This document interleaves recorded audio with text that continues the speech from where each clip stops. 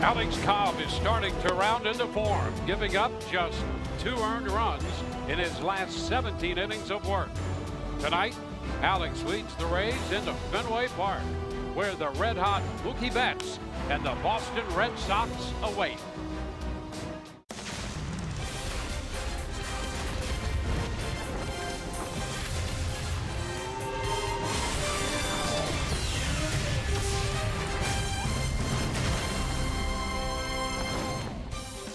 Tonight we welcome you to Boston, Massachusetts. A cool evening to open a 3-game series as the Rays and the Red Sox square off from Fenway Park.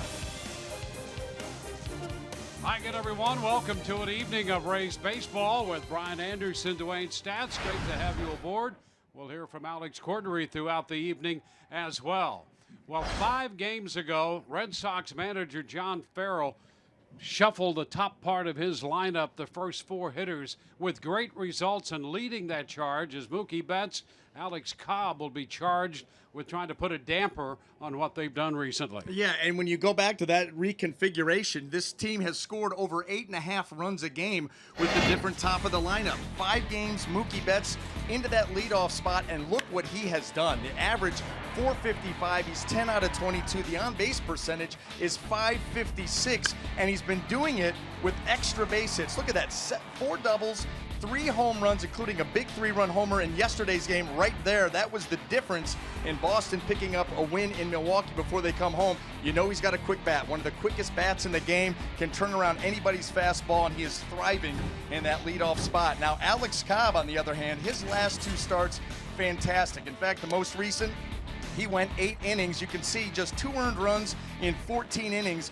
There are a lot of different ways that you can make hitters uncomfortable. And the way that Alex is doing it right now is by pitch selection, not leaning too heavily on one pitch, but a really good mix of the fastball, the curveball, and the split change. And here is the pitching matchup tonight. Opposing Alex Cobb will be Rick Porcello. The Rays jumped on him earlier this year, but he has righted the ship since that time. So 2 classy right-handers, Alex Cobb and Rick Porcello. Corey Dickerson in the leadoff spot and the number 2 spot in the Rays lineup has been very good and outstanding in left field as well. Alex Cordery breaks that down when we return.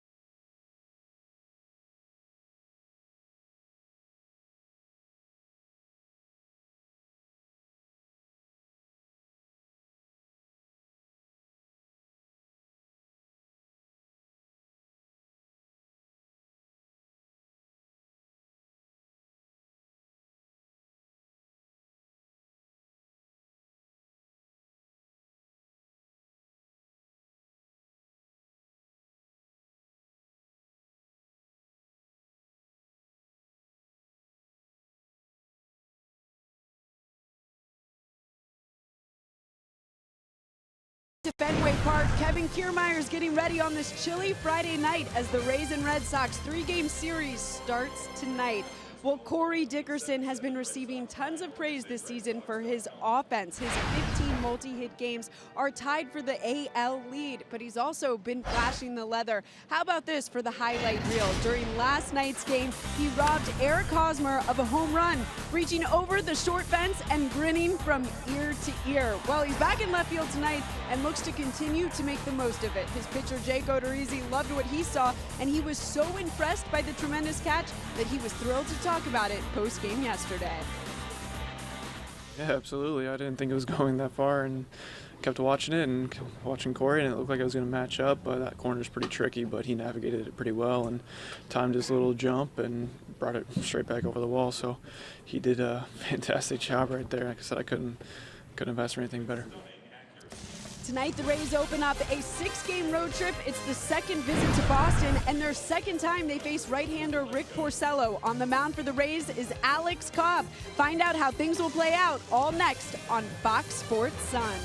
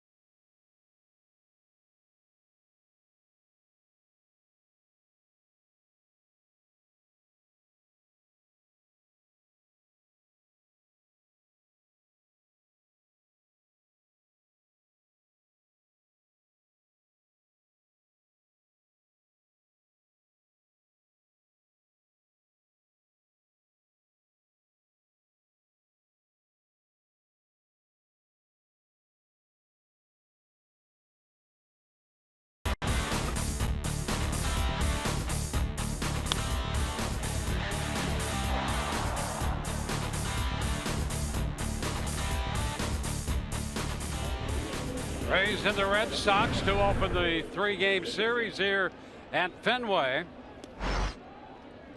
Beginning with a night game tonight. Originally scheduled a night game tomorrow. That's going to be a day game. More on that later. Starting lineups presented by your Southern Ford dealers. Corey Dickerson leads it off, followed by Miller and Longoria. Logan Morrison hits cleanup. Weeks Jr. and Rasmus 5 and 6. Beckham, Kiermaier, and Norris rounding out the Rays lineup. And Rick Porcello takes the mound tonight for the Boston Red Sox, having recorded 19 quality starts out of his last 20. First pitch is fouled right back, strike one.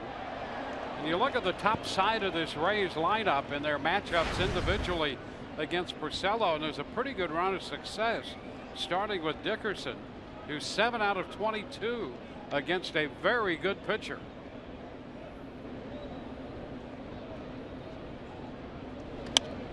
Popped up to the left side, and that's Josh Rutledge under it, making the catch. Last time the Rays faced Porcello, they had their way with him. Well, this is the one start of the last 20 that was not quality. They jumped on him early. A lot of pitches that were elevated and out over the plate. A couple of changeups that were victimized. That one by Souza Jr. right there. Logan Morrison gets him out to right field.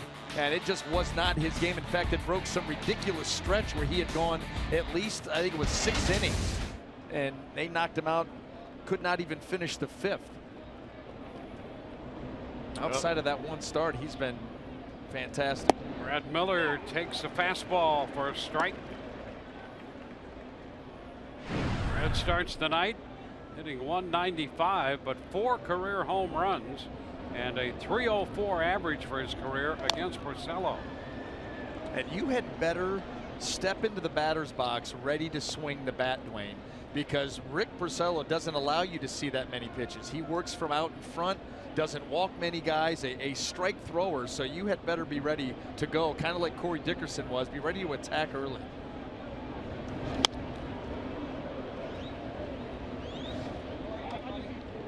One out, base is empty, 2 strikes to Miller. Longoria is on deck.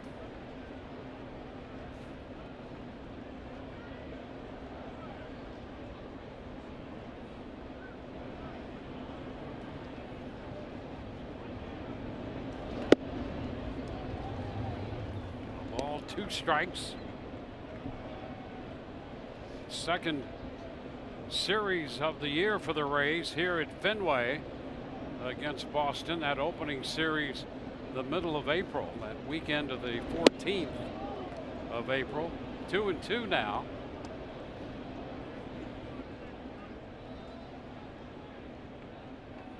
Boston will not be at Tropicana Field until July the 6th for their first visit. In a bit, and the count goes to 3-2.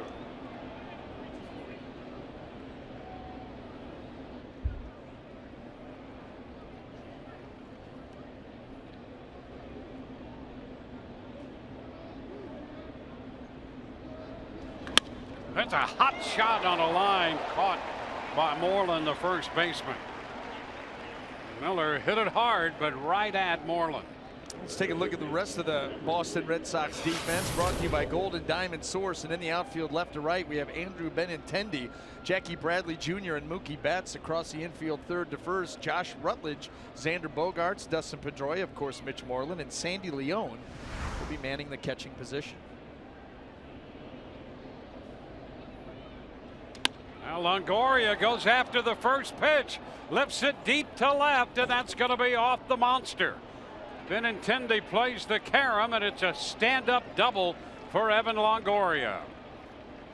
Jumping on the first pitch, Evan picks up his 10th double of the year. Well, the batting average, you know, you get these guys that put the ball in play on the first pitch is now 500 off Porcello. Did you see where Leone was set up and that ball runs back up and in, and Evan did not even catch it clean. That ball got in on him a little bit, but because of the wall out there, so short, he just lofts it up and off of it and gives the Rays a 2-out scoring opportunity.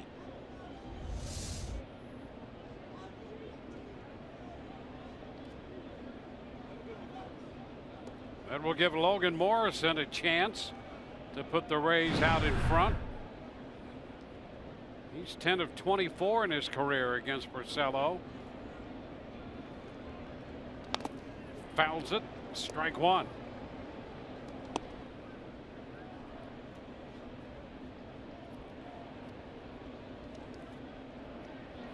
Morrison with the home run referenced earlier off Porcello. That was the grand slam he hit back here on the 14th of April.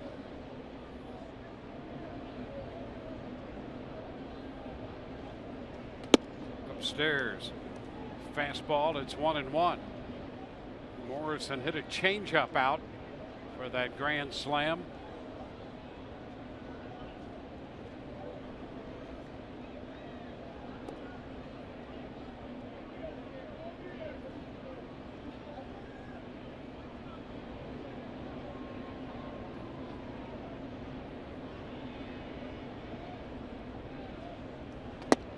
Upstairs, 2 balls and a strike. Traditional in his arsenal: fastball, curveball, changeup, and slider. Likes the slider more against righties, as you would imagine, the curveball more against lefties.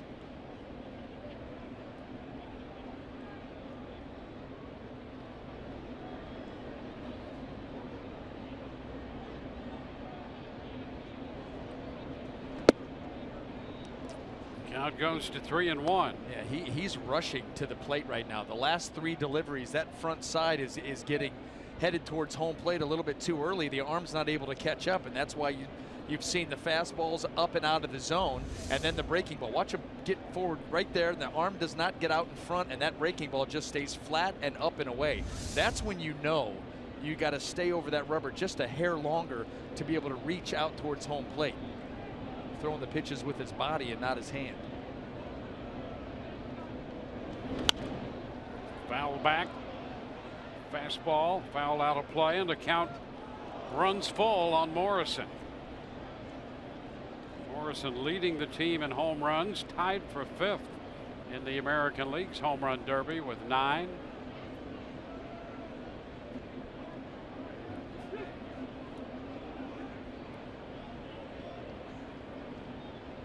What a turnaround for Morrison. Some big hits here for the Rays in the opening month plus of the season.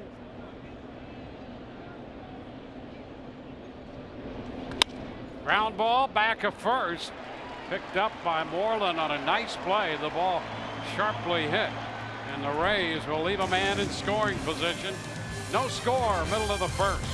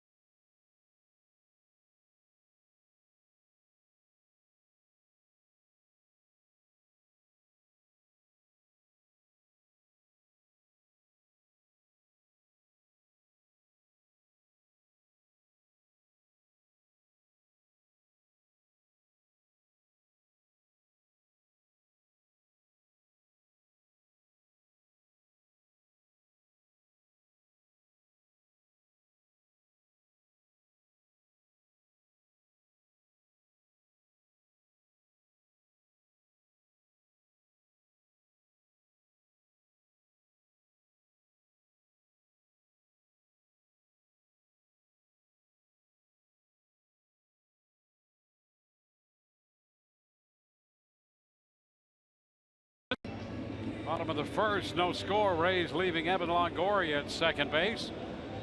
Starting lineup for the Red Sox, presented by your Southern Ford dealers. Mookie Betts leads it off. He'll be followed by Pedroia and Bogarts, Benintendi, Young, and Moreland in the middle of John Farrell's lineup. Rutledge, Leone, and Bradley Jr. 7, 8, and 9. Well, as we talked about in the open, Alex Cobb coming off of a couple tremendous performances. Most recent, that was against the Toronto Blue Jays. Did take a loss in that game, but went 8 innings, giving up just 2 earned runs. And you can see his season numbers there. The record, like to improve on that, of course, but that ERA 3.56, you will take it in 43 innings. Well, Alex Cobb, always a delight to watch because he's going to compete one way or another. If he's got all his stuff or just part of it, he's still going to compete out there. And he faces Mookie Betts and a red hot top of the lineup for Boston. There's ball 1. And pretty amazing, Dwayne, and you pointed it out in the open. 5 games ago, John Farrell decides to do this, and they've put up 8.6 runs a game since then. Betts takes a strike. John John Farrell, the manager. Yeah, John Farrell not real happy with that call because that's the fastball up that Rick Porcello did not get a couple of times. And Alex Cobb gets it there to even the count.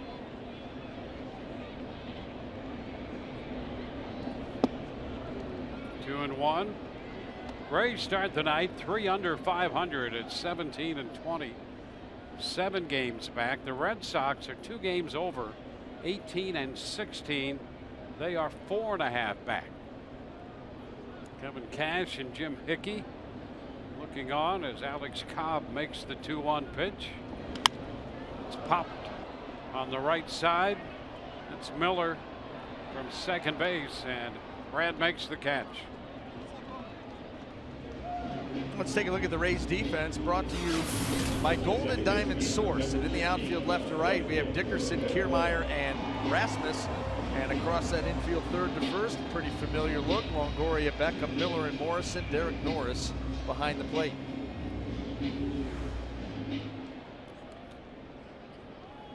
Dustin Pedroia hitting .296. Ball 1.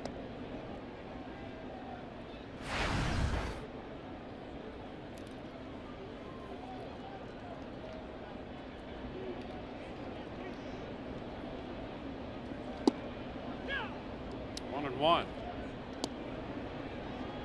Dustin Pedroia seems to be a perfect fit in the 2-hole in a lineup. You know, a veteran bat, occasional power, can move the ball around, will shoot the ball into right field. 1 and 2. Yeah, and a smart enough hitter. He'll pick his spots when he will let it go. No doubt. It could be a matchup history, a count. Yep. Just a feeling that you know you're going to get this certain pitch, and you're right. And when he lets it go, I mean, it's pretty impressive. You look at the Red Sox hitting coach right there, Chili Davis. Former teammate. Tremendous switch hitter. Great, better guy. The ground ball, and Miller will handle this one. 2 gone.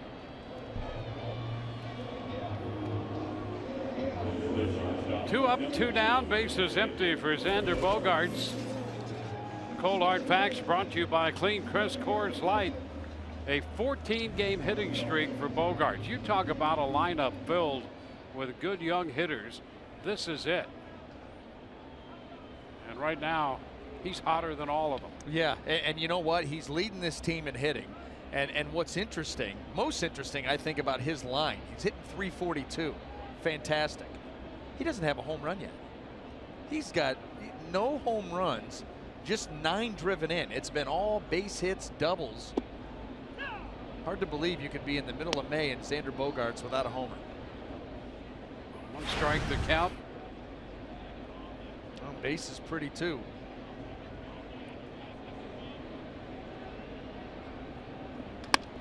And a base hit drilled through the hole on the left side. Well, that didn't take long. 15 in a row now for Bogaerts. Average continues to climb.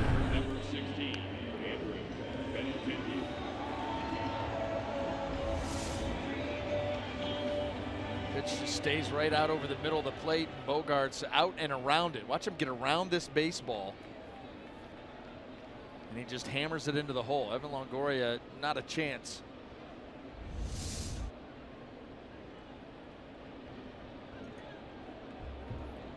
Andrew Benintendi, the left fielder. That's a strike. Ducking back in at first, Bogaerts. Norris came out from back of the plate ready to fire.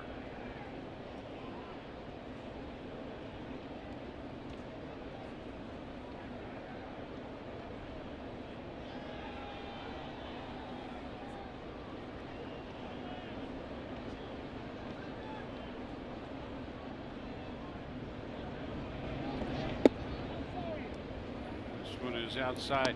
You get 4 or 5 hitters together hitting the way the Red Sox have here to lead it off.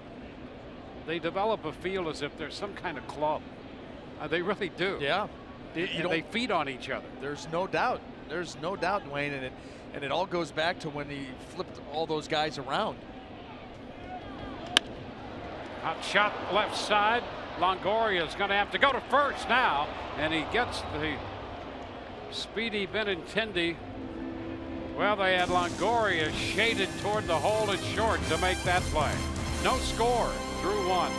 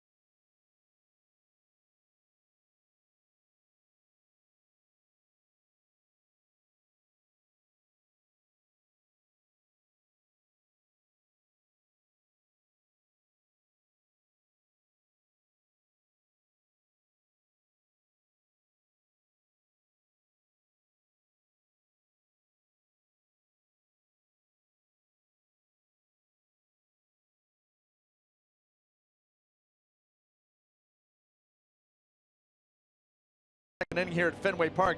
Dwayne, I know that you already know this. The reason that play was so close at first base with Benintendi, Brad Miller right over here cannot get to second base in time for the force play. Tim Beckham is the guy that needs to be heading over there for this throw from Evan Longoria, and he's just kind of floating in no man's land. So Evan looks up quick to try to get the force at second and end the inning, realizes nobody's there, has to rush the throw to first and barely gets Benintendi. But with that setup right there, Brad Miller doesn't have time. That's Tim Beckham's job to get to second base, and you could see he was just kind of caught out floating in no man's land. And you point that out because that has been a concern about this team.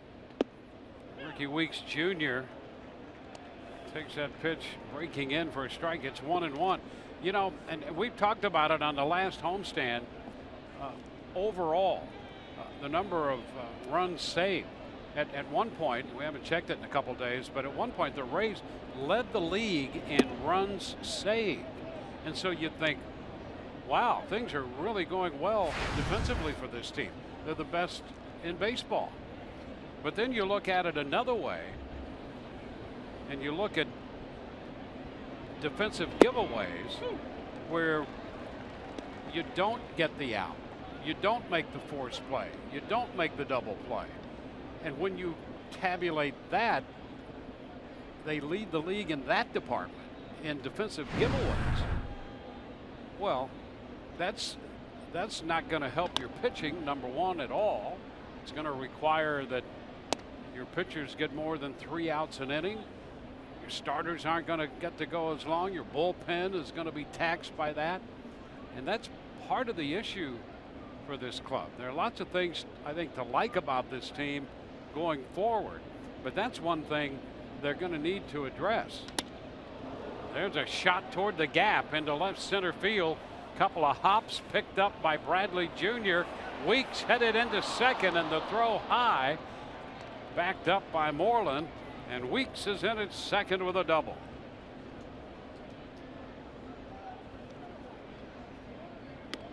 Ricky Weeks Jr. starting to swing the bat a little bit better with increased playing time. Another mislocation. You know, the one thing that we've seen from Porcello so far in this game, a lot of elevated fastballs. And he's not, sometimes he'll work up there on his own. He wants to work up there. But these are a case of mechanically, he's not right now.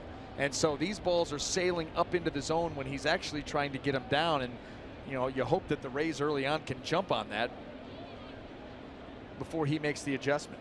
Here's Kobe Rasmus. He's 3 of 9 in his career against Porcello. Fouls it back. Even that curveball. You know, we went back and we highlighted the slider from an inning ago where he was falling forward, drifting too fast. Couldn't get on top of the slider, it hung. Same thing with this curveball. Watch this curveball. This is everything's too quick. He can't get out in front, leaves it up and out over the plate. This is prime time for the Rays to jump him like they did last time. Yeah, get him now. Now, yes. Don't even allow the opportunity to make the adjustment. Fastball, and the count is 0-2 to Rasmus. You know, you were talking about, Dwayne, the defensive metrics that you brought up. What that also goes to show you is don't put too much stock into these advanced metrics. They're nice tools, but like you said, defensive runs saved. They must be the best defensive team in baseball. Yep. Well, then there's another metric that says they're the worst. Yep. You know, so you take it for what it's worth, but it's not gospel. Fastball strikes out Rasmus. It's a big out for Porcello. First out with Weeks Jr. still at second. Yeah, it's an interesting world in terms of trying to figure and factor all of that in. And there is a measure of validity, but as you said, you can't take it as gospel or just on face value. You've got to look at it a little deeper and figure out how all-encompassing, like the run saved, how all-encompassing is that? Well, not two, it would appear. Right. Well, because how do you rectify those two numbers? You lead Major League Baseball in defensive runs saved. You lead Major League Baseball in defensive runs given away. Yep. How? Excuse me, how? You know, defensive giveaways. It's, you know, it's just pretty interesting because there's a lot of new stats out there. And, you know, and you start to get the idea, again, and the other thing is, it's a game you need to watch. And just by watching, you get a general sense of what's going on. Yeah. Now, you might need, and I would be for, a system where you can balance or check that against something, what you see, and see if that coincides with what your impression might be. Okay, it takes all of that, I think. And that's why you look at a club with the Rays, obviously a disappointing homestand. They're 3 under 500. They're going to play a couple tough series here with the Red Sox and the Indians coming up. And you have to believe that the Kiermaier situation is a little bit of an outlier defensively for him, and that's a whole other topic to get into. A 2-strike count on Beckham. It's foul out of play. How about the velocity here for Porcello? I think he's sensing I'm not quite where I want to be right now, and so he's letting it fly. The last couple of fastballs, he's been marching it up. 93, 94, 95. That last one, 96. Yep. Well, and that's the interesting thing about, we mentioned Cobb and what a delight it is to watch him. Same thing with Porcello. You have two really smart guys pitching for these two teams here, which makes a matchup like this really interesting. Ground ball left side. Weeks pulls up. Now he's going to get caught. He's out on the tag. And Beckham reaches on a fielder's choice. Weeks, timing of that just off a little bit, and he got caught. Yeah, unfortunate turn of events. He was trying to take advantage of Josh Rutledge not paying attention, but Rutledge sees him out of the corner of his eye. Got a little bit too far off second base. You got to be sure that that ball is going to get through, or that Rutledge is going to charge in front into the grass to make the play and not notice you. And Weeks Jr., none of those things happen, and he ends up getting wiped out at second base. Here's Kevin Kiermaier. Kevin starts the night hitting .207.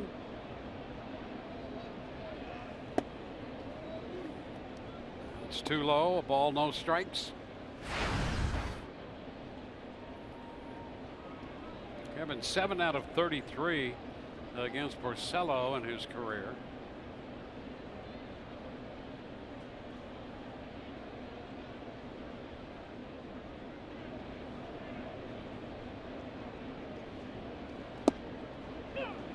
a strike, 1-1. You know, Kiermaier's reaction to that rough series defensively he had, the thing you like about it, he's willing to wear it. He stood up and said, sure, I've got to be better than that. I've just got to get my glove down. What you hope he doesn't do is wear it all the time. Not let it wear on him. Just wear it, accept it, admit it, you get it behind you, and you go on and be the player that you are. Yeah, the worst thing that you could do, you know, they were obviously physical errors, but physical errors can turn into mental hurdles and, you know, and sometimes mental walls. Yeah. I don't think that's going to be the case with Kevin Kiermaier. Too much of an athlete, and just he lets his, you know, his athleticism show. So I think he's going to obviously get past it, but that's what scares you, is the thinking too much about it. And to left, fly ball. Benintendi is there to make the catch. We'll hear from Kevin a little later on just that topic. No score, middle of 2.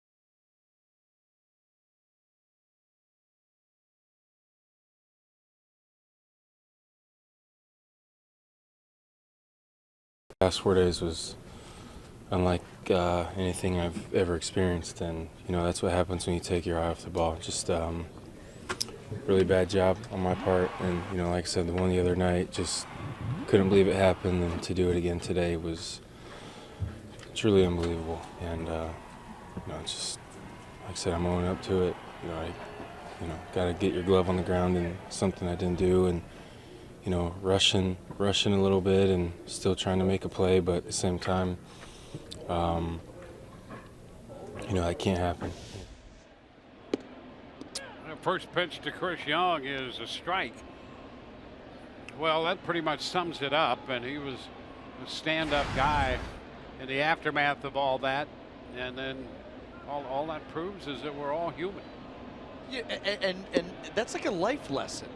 You know what I mean? The first step to getting better and improving on things, whether it be defense or just life, you know, anything in life, is being accountable. Yep. Is being accountable, not pushing it off on this or on that, the turf, this, you know, anything. You could find a million excuses, and guys do, and people do every single day. Yep. He just wears it, and when you can do that, now you can take that next step, which is to fix it. Yeah.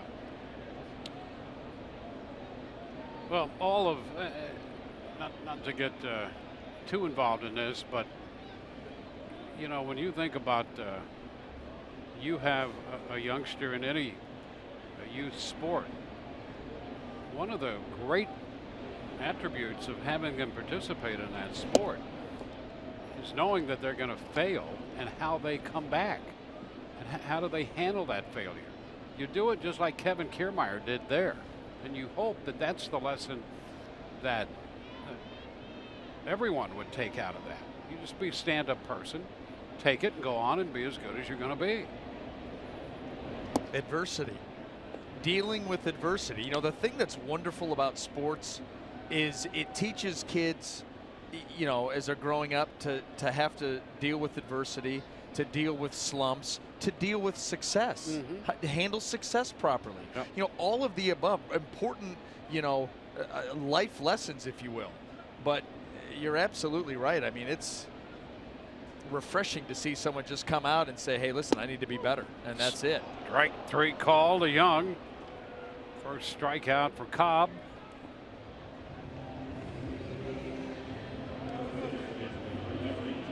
One away with the bases empty, and it brings up Mitch Moreland.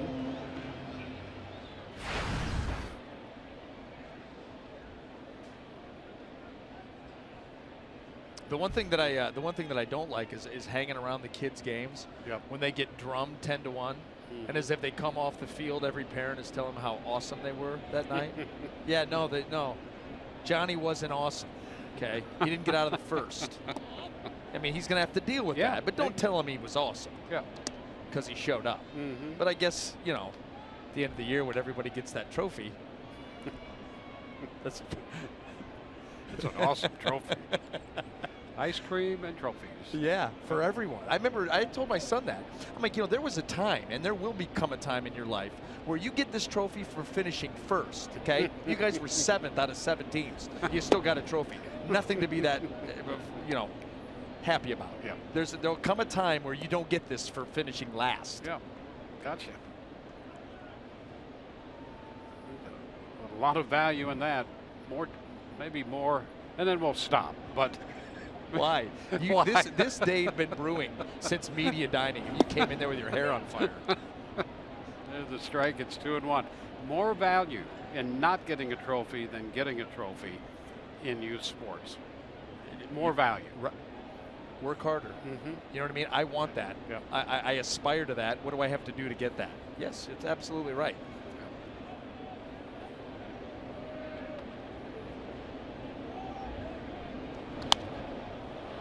The pop-up foul with the shift on, and Cobb's tracking it, and that's going to be just out of play. But I'll tell you, the one guy who could have made that play and gotten there in time would have been Alex Cobb with the shift on.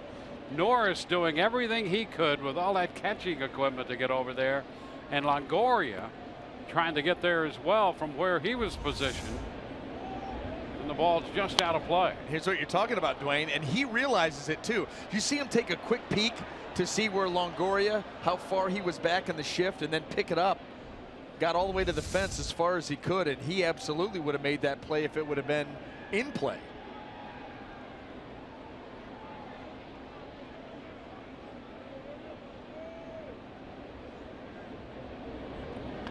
Ground ball back to Cobb.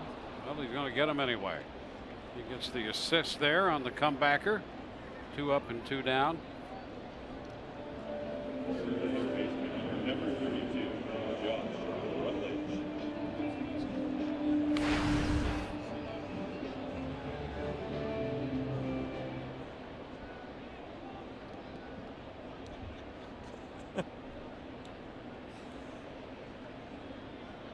Josh Rutledge stepping in.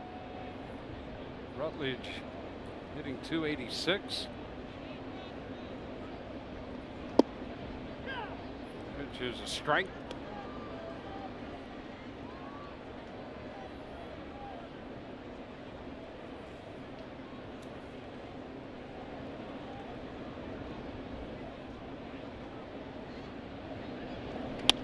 And back to the hill again. Cobb will take care of this with the throw.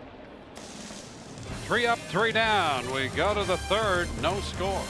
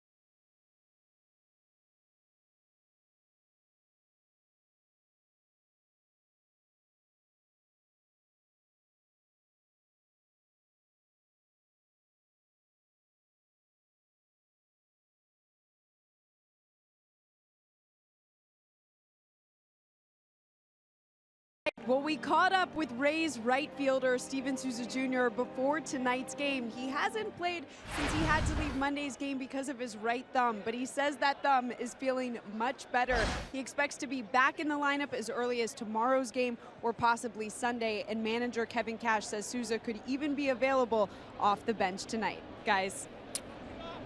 Well, the Rays will be happy to get him back in this lineup. Derek Norris leads off. The pitch is a strike from the right-hander Rick Porcello. Norris to be followed by the top side of the order, Corey Dickerson and Brad Miller. Breaking ball that got away a little bit, stayed up there. 1-1.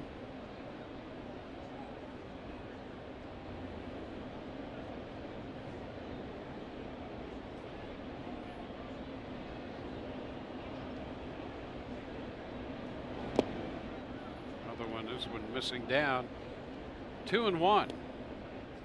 Porcello 22-4 last year. What a season.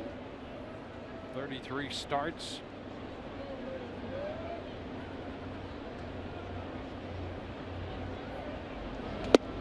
Woo. 2-2. The kind of numbers that give you hardware. You can see they won the Cy Young Award and some complete games, but 22-4. Hard to argue with that.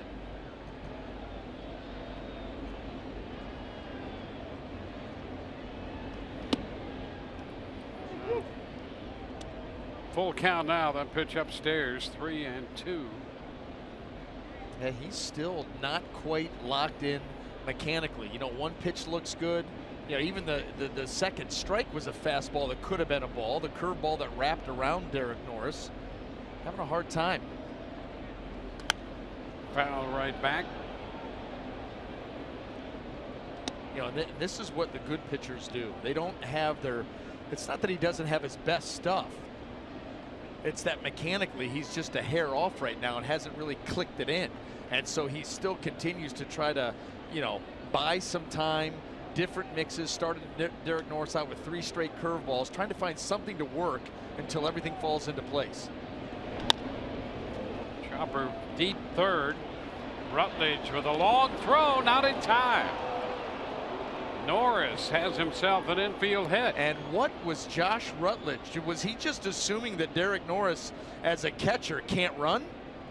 Because he took all day. Got it. Yeah, let me read the ball. Now I'm going to throw it. Too late.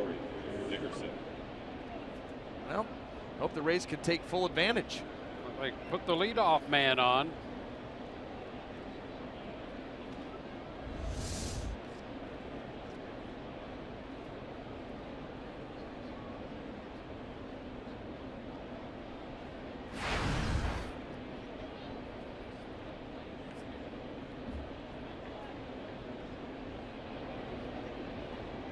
Well, here's the top of the order, Corey Dickerson. Let's see if the Rays can take advantage of putting the leadoff man on. Strike one.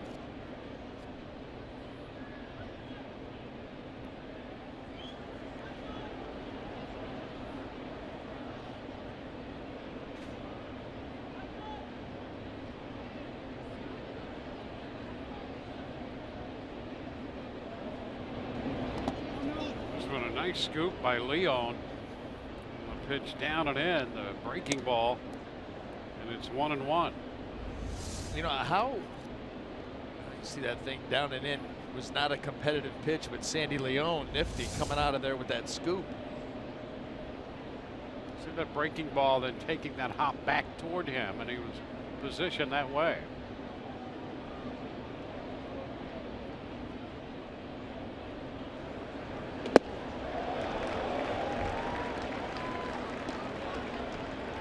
You know, they gave Rutledge an error on that play.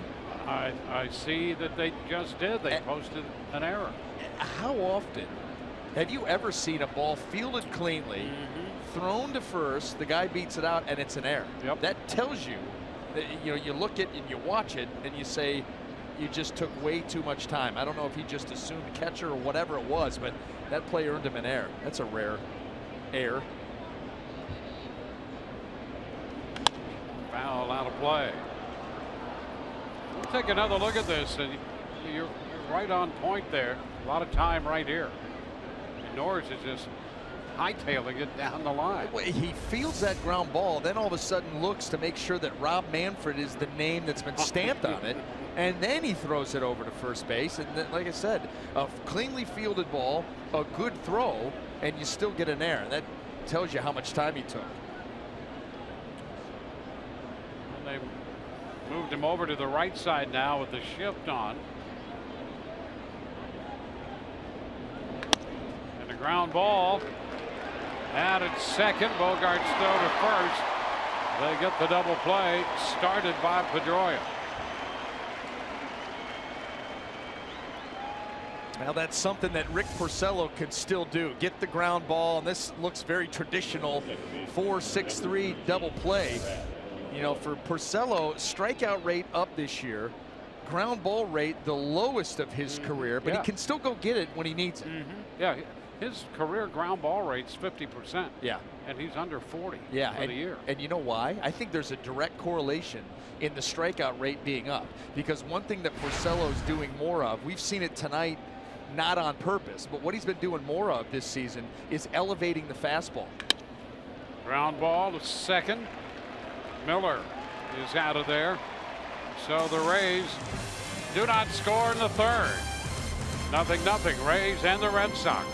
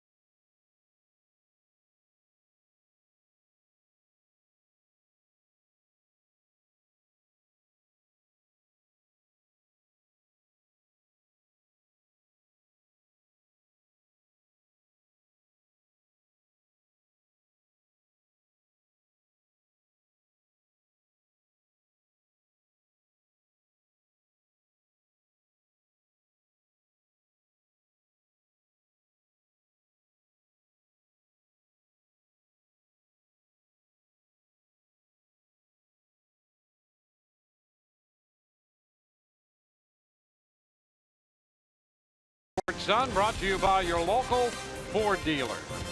By Frontier Communications. Get Fios TV, internet, and voice. By Jeep. Get great deals at the Jeep Spring Clearance event. And by your local Toyota dealers. Let's go places. Rays in Boston tonight. Bottom of the third coming at Fenway Park. Sandy Leon, the catcher.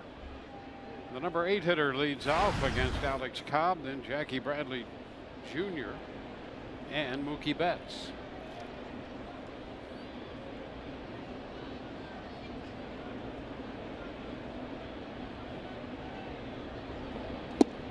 First pitch strike.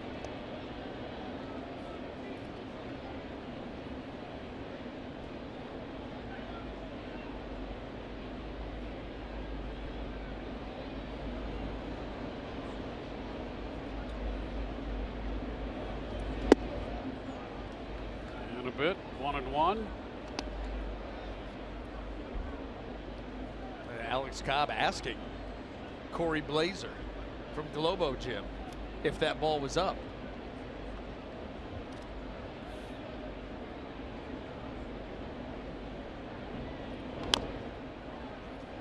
Taps a breaking ball 1-2.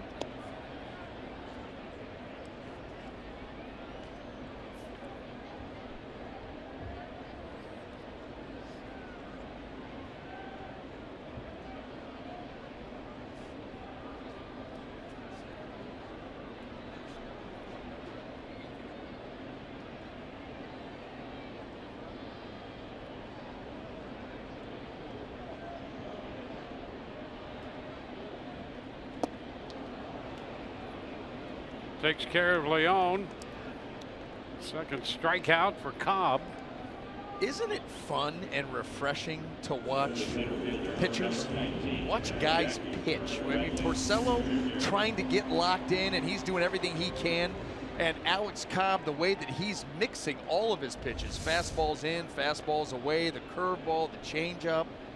Yeah, there's no question about that. It's refreshing. It's kind of like this ginger ale I have right now. Bradley Jr. takes a pitch up. See, I'm not yet locked in. Yep. So I'm mixing and matching with ginger ale and coffee.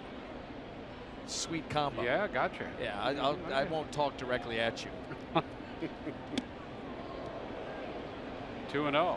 I've never ever felt that you were ever talking at me. I meant more of what the smell. the Every once in a physicality while, of I'm it. getting a whiff. And it's ginger ale and coffee are not meant to be consumed together.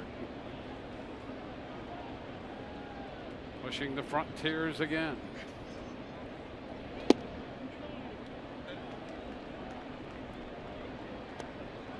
Three and 0 the count on Bradley.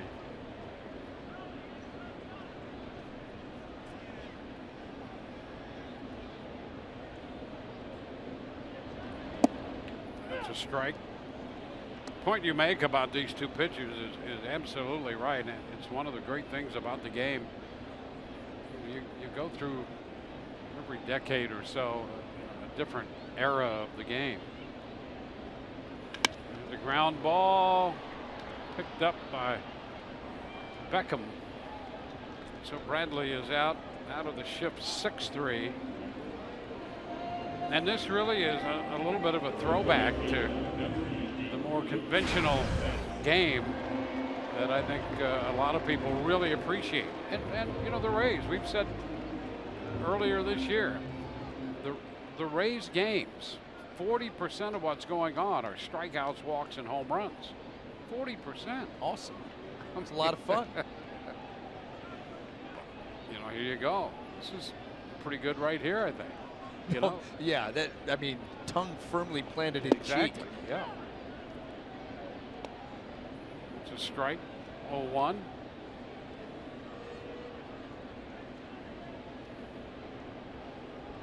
This is fun, even with all the positioning and the shifts. Which, you know, it doesn't even, well, we'll talk about it next time. Yeah, Beckham up with it. He fires to first. Ooh. Close over there. Betts thought he beat the play. And John Farrell says, hold on a moment. It's Jeff Nelson, the crew chief at first, making the call. And the Red Sox going to hang on to see what they decide to do. Are they going to challenge it? And that was way too close. That was similar to the Rutledge Derek Norris play, and they're going to take a look at it. So they feel like they've got a good chance to overturn this. What should have been an inning-ending 6-3. Oh boy, it's about as close as you're going to get.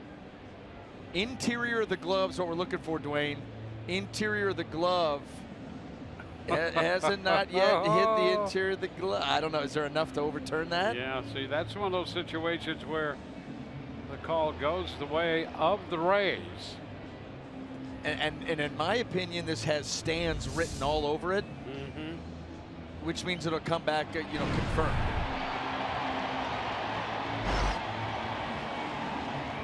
So they're playing that game with the fans here on the scoreboard, where you see the ball go in, but then the runner's foot is screened by the first baseman's foot. So you don't know. So you can't see, but the fans, they're rooting with their hearts. So we'll let them review it in New York and see what's up here. That's the interior going in, and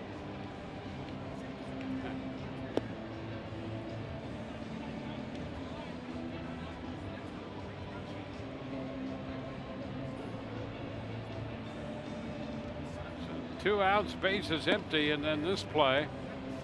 And Cobb stays on the mound, tossing a few to stay loose just in case.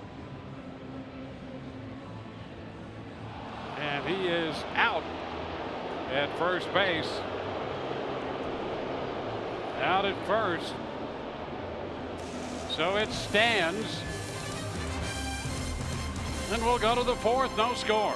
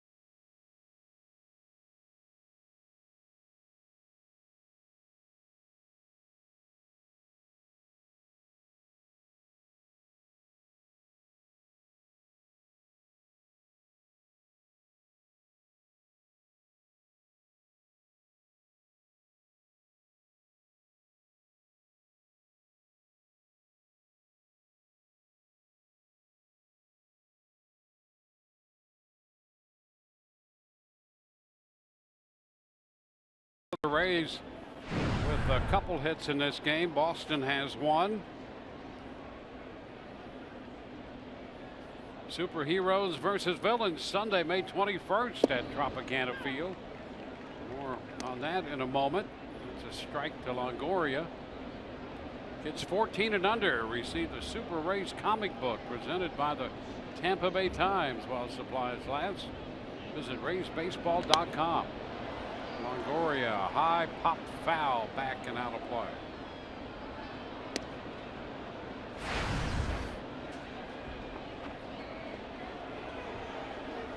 Morrison next, and then Ricky Weeks Jr.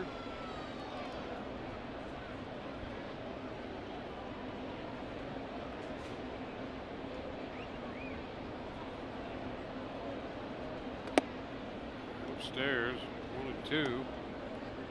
Porcello, drafted out of high school, had a chance to pitch at Seton Hall, decided to sign after he was drafted, got to the big leagues with the Tigers.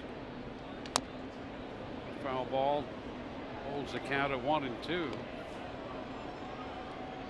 And we mentioned these two pitchers, they have a good idea what they're doing and smart enough to learn. He did while he was with the Tigers. He had a couple guys over there named Verlander and Scherzer, and he spent a lot of time picking their brains. Deep third, Rutledge with the throw, and it's low. Moreland could not come up with it. Second error by Rutledge over there at third base. Rays afforded another opportunity. This time he gets rid of it in a timely manner. Not enough on it, and Moreland not able to help him out. First baseman, number 7, Logan Morrison.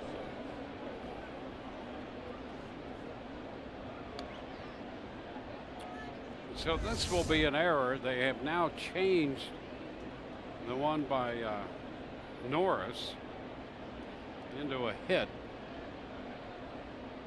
So they've made that change. The Rays now have 3 hits, and so they've relieved Rutledge of one of the errors. He has 1. It's early. Yeah, he was having some issues getting the ball across the diamond. Yeah, I mean, the first time took his time, strong throw. Second time a little quicker, but not enough on it. But you know what, another leadoff runner for the Rays, and before too long, you got to start to cash these in, or it seems like the opportunities start to dry up. Yeah, third straight inning in which they put the leadoff man aboard. Logan Morrison with a 1-strike count.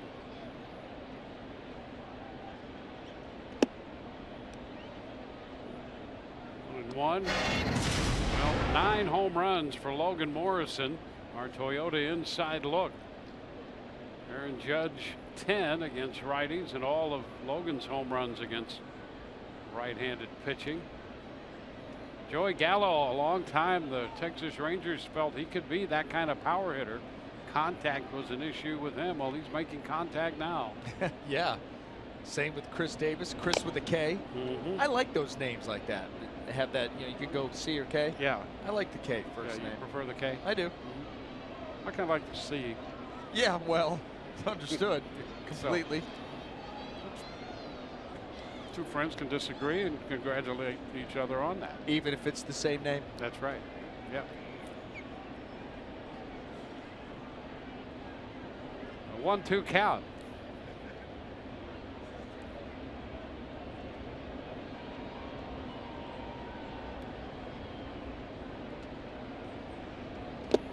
Cut and a miss. So Morrison out on strikes.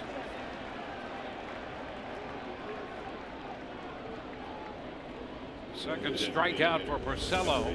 Hey, here's what we were talking about earlier, Dwayne, is how Rick Porcello, that one was by design. There have been a number of fastballs in this game that he's just not been able to get down in the zone. And Logan Morrison obviously not upset about that pitch, upset about a previous pitch in the AB, but elevated heater gets him.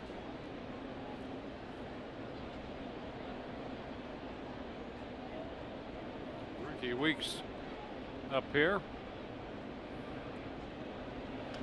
Ground ball outside of third, strike one.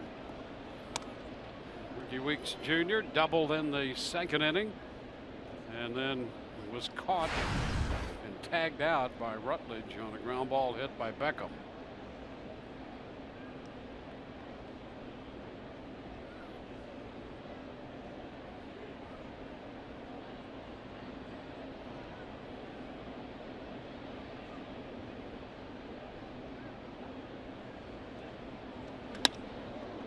Drilled through the hole, base hit into left. Longoria stops at second.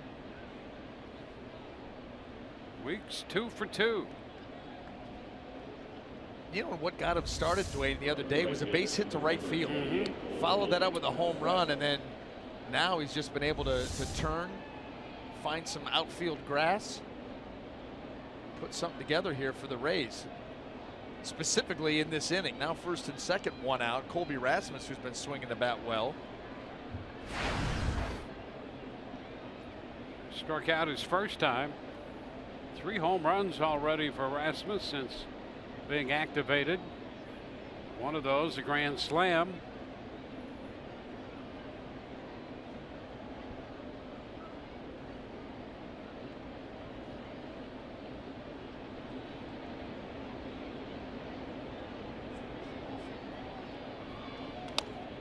Bouncing ball foul for a strike.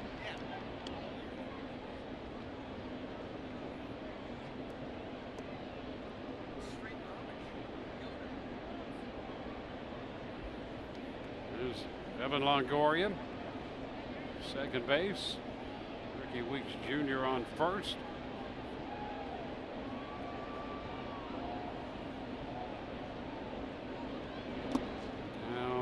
And in, scooped by Leon.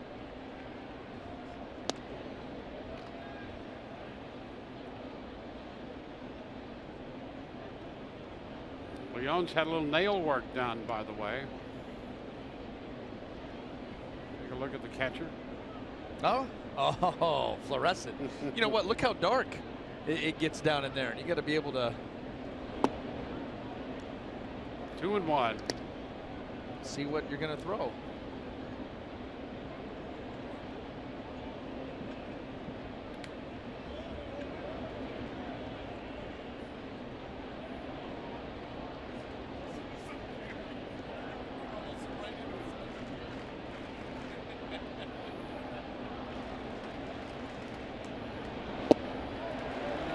cut and a miss. Got him out in front with a change of speed right there. And it's 2-2. We haven't seen too many changeups, and for Rick Porcello, most of those are against left-handed hitters. That, of course, was a very good one to get back in this count. Well, you wonder if he would be so bold as to double up on it.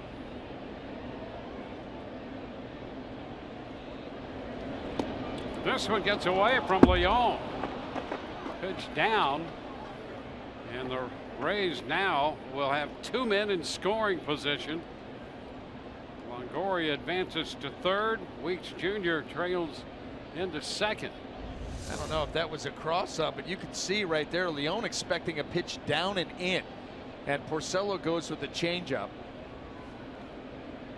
He did double up, and Leon just not able to get it. And after all the good work back behind the plate, blocking pitches, keeping them in front, he misses that one, and that gives the Rays an even better chance. Now you're thinking about a ball in play will score a run, base hit, maybe 2. Yeah, and here's an opportunity you don't want to miss. No. 2 men in scoring position in the 4th with 1 out. And Porcello going for the strikeout in a big way. And he gets it. He came right back with a fastball pretty much down the middle. Yeah, it absolutely was. And that tells you right there, Colby Rasmus was sitting off speed, hands down. Colby loves the fastball. He loves it down and out over the plate where he can lift it, and he got one. So he obviously looking for something else. So a big strikeout for the Boston right-hander. And if the Rays had to make anything of this opportunity, it's going to be up to Tim Beckham. Reached on a fielder's choice his first time. With that at bat, Beckham 1 out of 3 in his career against Porcello. And the breaking ball, strike 1 on the big swing and a miss.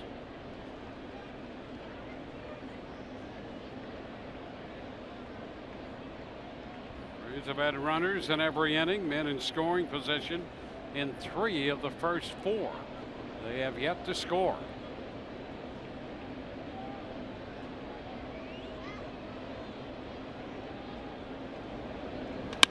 That's a shot into center. That'll get the job done. Bradley cuts it off. 2 men will score. Big turn at first, and Beckham gives the Rays a 2-0 lead. Beckham consistently hits the ball hard, and boy did he hit that one hard and out of the range of Bradley, who made a good play to cut it off. I think the Rays get 2 runs. You know what, Dwayne, and I think that Bradley Jr. was trying to decide quickly to try to make a play on that. You see him peel off of it, and he does stop the ball from getting to the wall and holds Beckham to a single. But I think initially it was a ball that he wanted to make a play on, and he was going after it aggressively, and then finally realized he's probably not going to get there, and he pulls off. That's a big, big, big hit for the Rays, and they do cash in. Yeah, watch Bradley Jr. going after this. I think he wanted to make a catch and then realize, uh-oh. Yep. And he keeps Beckham at first in the aftermath of that. So 2 runs home, 1 strike to count on Kiermaier. Fouls the fastball back. So a couple of pitches up to Kiermaier, and it's an 0-2 count. Boy, and Porcello still livid with himself. You get a guy down in the order, 7-hole hitter, got a chance to get out of it by striking out Rasmus, and all of a sudden, boom, you're down 2.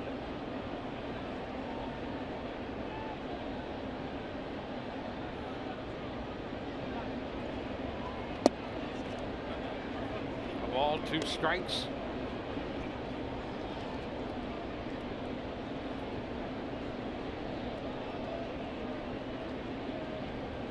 Rays strike first, as they have so often done this year.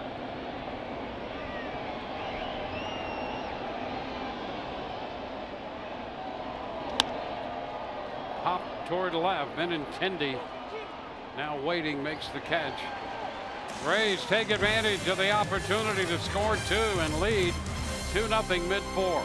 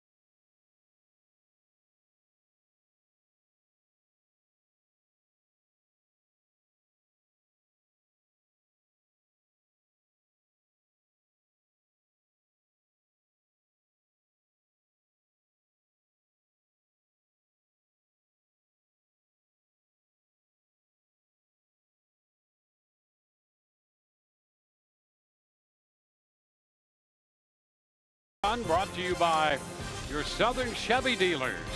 By Jeep. Get great deals at the Jeep Spring Clearance event. And by Geico. 15 minutes could save you 15% or more on car insurance. Some outstanding defense on display on that last homestand by Corey Dickerson. Off to a great start with the bat. And has played well in the outfield, and in the case of that catch, spectacularly well. Dustin Pedroia takes the pitch down.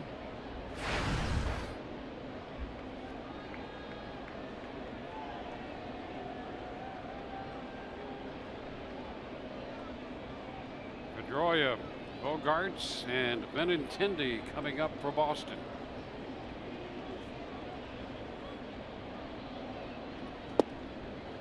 Fastball for a strike, 1-1.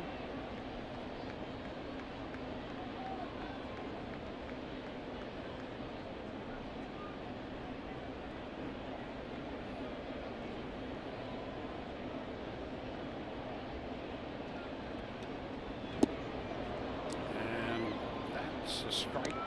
He did offer 1-2. Rays taking advantage of the error and a pass ball in the top of this inning. And a timely hit from Tim Beckham. Well, that's what you have to do in games like this where both pitchers have been throwing up zeros. Take advantage of opportunities, and the Rays finally did. Strike 3 called. Fastball at the top of the zone. Dwayne said in the open that the way that Alex Cobb is really fooling hitters is pitch selection. And you can see him with the curveball. Haven't seen too many changeup, but the fastball, the curveball, occasional changeup. He is starting to get into the head of these Boston Red Sox hitters. Dustin Pedroia likes the ball up in the zone, likes fastballs too. So when you get him to take that pitch, you know, you got to start to wonder how much they're guessing.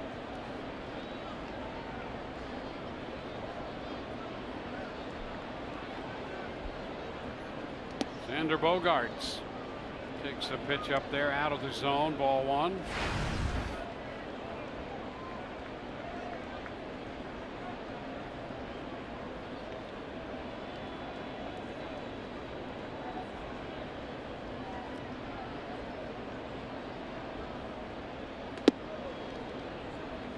Bogaerts ahead in the count. Cobb pitched against the Red Sox in that series here at Fenway in the middle of April. Red Sox eventually won that game 7-5, and Alex gave up 4 runs in 5 innings. 2-1. Gave up a home run to Pablo Sandoval in that game, who's now on the disabled list. One of the 11 hits allowed by Cobb.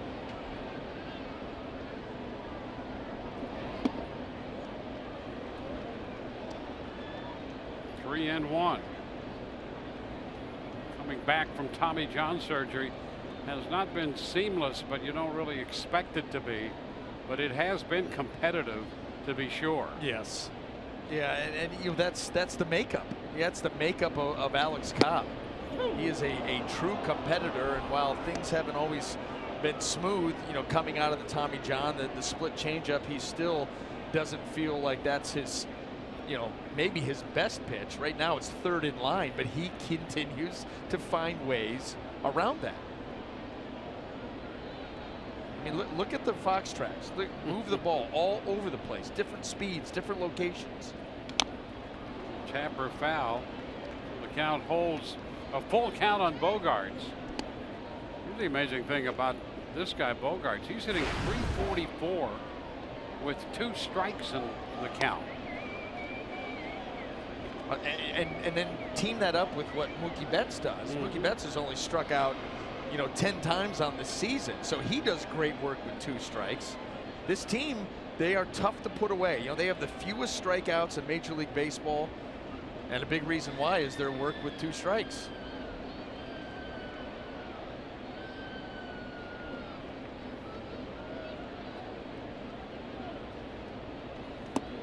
And there's ball 4. Bogaerts on for the second time. He had singled the first time, now a walk. AARP getting to know Andrew Benintendi. The Red Sox fans getting to know him, and they love what they've seen so far. 7th overall pick in 2015, and here he is just under a couple years later. University of Arkansas Golden Spikes Award winner. And a pleasant young man. Did you run into him in the parking lot? In the tunnel at Tropicana Field last year. Before the party. Did you guys walk out to the park? We did, yes. You did? Yep. A lot of good work done out there. Yep. A lot of knowledge gathering.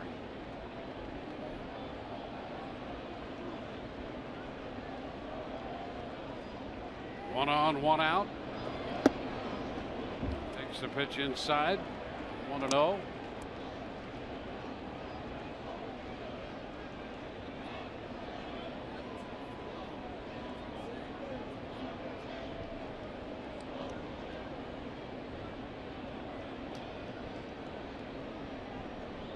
Bogaerts takes the lead. And they're going to pick him off. Oh, he got back in there. Somehow he got back in there. Cobb, who has 3 pickoffs, did everything except get Bogart that time. And he got him leaning. That's what made it so close, and that's the way he's been able to get. Remember, he got Betts twice. See, he took off early. Cobb sees that, and he is able to sneak that hand in the back door. Logan Morrison, I think, trying to force him off. That hand stays right on there.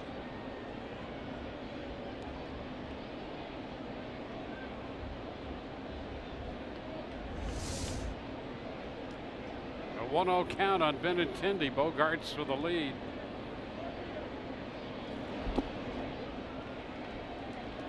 Two balls, no strikes. Bogaerts is 5 for 5 in the running game on the season. The Red Sox don't run a ton. Leads the team in stolen bases, and right there, you know, remember his first at bat, he got the base hit. You could see him trying to time up Alex Cobb and get an idea. Now it's just about snipped him right there.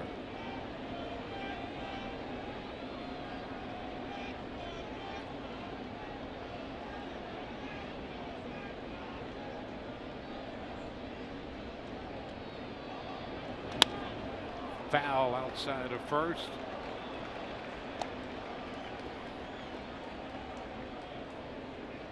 Neighborly thing to do right there. Make the play, hand it off. Put the glove back up on the shelf.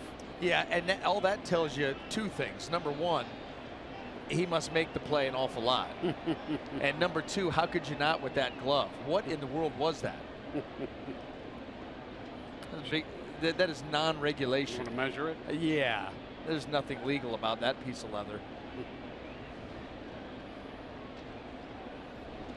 And again, Bogart's back in ahead first.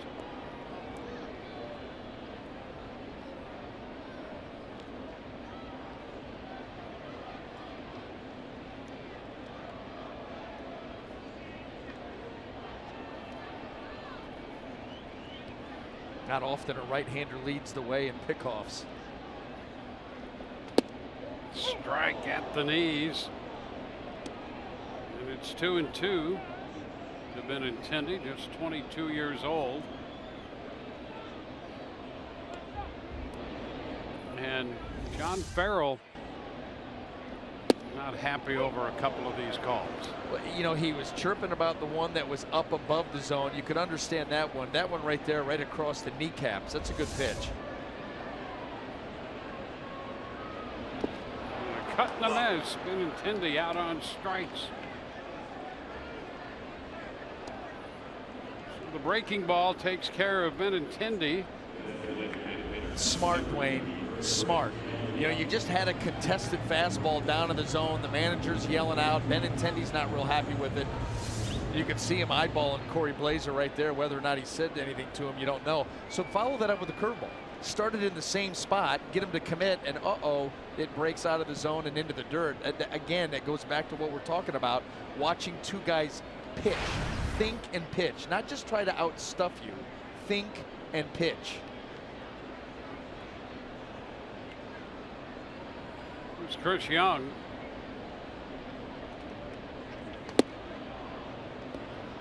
Strike one. Starts him with a fastball.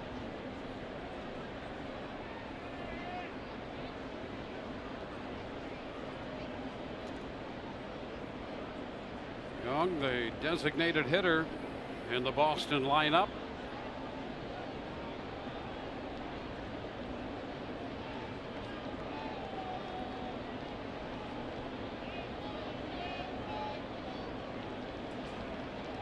And the first again. Bogart's stretched out and back on the bag.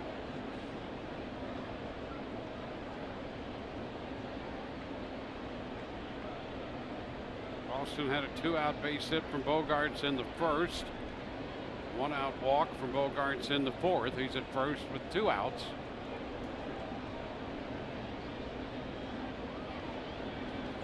Ground ball, third. Longoria down to Miller at second for the fourth, and we're headed into the fifth with the Rays leading 2-0.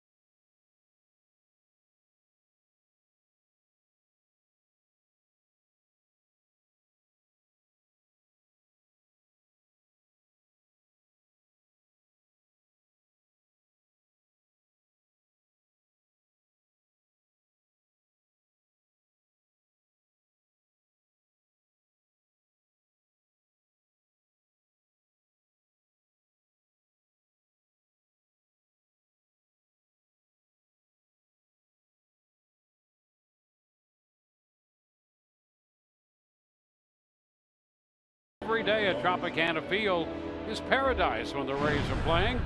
Be at the Trop Saturday, May 20th.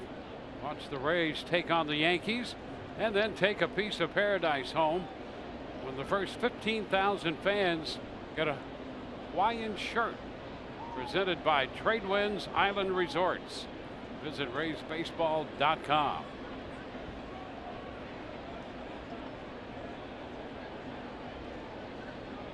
Leading off the fifth, Derek Norris. Pitch is a strike. Dickerson next, and then Miller. Houston with a 4-0 lead over the Yankees in the bottom of the fifth. Their game at Yankee Stadium. Concerned about some weather over there. The Rays Red Sox game tomorrow has been moved from a night game to a day game, which means our coverage begins at 12:30 tomorrow. And that move because of the anticipated rain here tomorrow evening and a good chance of extending into Sunday. 2-1 now to Norris, so that's a day game tomorrow with our coverage beginning at 12:30. We came prepared. It was 52 degrees at game time.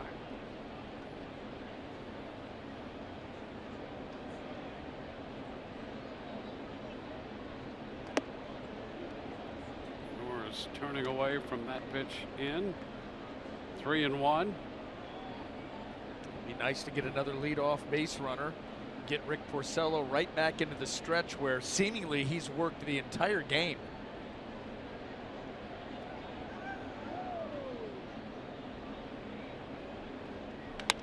Ground ball. There's a base hit. The Rays put the leadoff man aboard. When you say seemingly the entire game, you're not far from the truth. Porcello retired the first 2 men in the first, then Longoria doubled into the stretch. Weeks opened the second with a double. He's into the stretch. Norris turned out to be an infield hit in the third, then the stretch. Longoria reached on the error to begin the fourth, the stretch, and now a base hit by Norris to begin the fifth. And here's Porcello right back working from the stretch.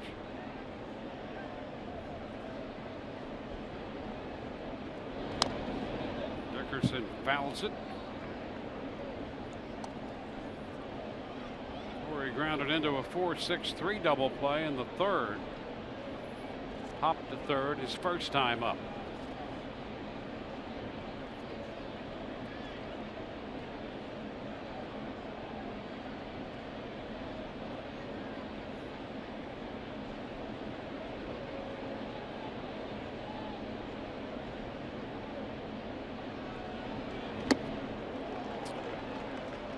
Two.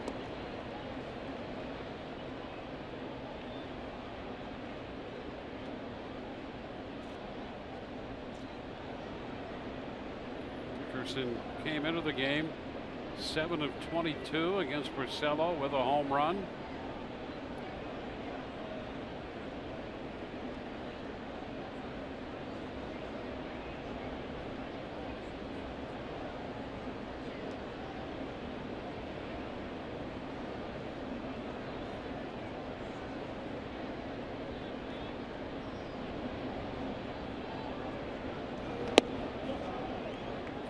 One and two. No chase on the fastball. No, on that particular pitch, the at-bat got uncomfortably long. Rick Porcello really held on to that ball for a long time, and you were anticipating Corey Dickerson to ask for time. He did not. But he's able to hold up and lives to see another one. Got that open left side, and if they stay away from him, it doesn't look like they're going to. Shot to center field. Pretty well tagged. Bradley going back, and that's high off the wall. Kicks away from him, still chasing it. Here comes Norris around third. He will score on a double by Dickerson, and the Rays lead 3-0. Well, Dickerson, a two-base hit high off the center field wall. His 11th double. And his 13th run batted in. I tell you, Rick Porcello, just too many elevated fastballs. He's gotten away with some of them. That was meant to be in. And again, when your body's too quick, the ball leaks arm side and right into the swing of Corey Dickerson, and he's a couple of feet away from a 2-run blast to dead center field. Derek Norris all the way around, hustling to score. Rays extend the lead. They're still threatening, and there's still nobody out.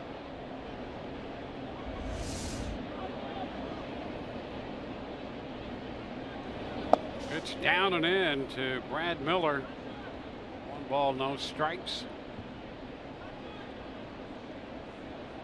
Yeah, that's something else. Rick Porcello came in, and obviously a lot of that had to do with the Rays game earlier this season. The ERA almost 6 here at home, and the Rays not doing him any favors once again. There's a high drive back into center. Bradley will make the catch, tag at second.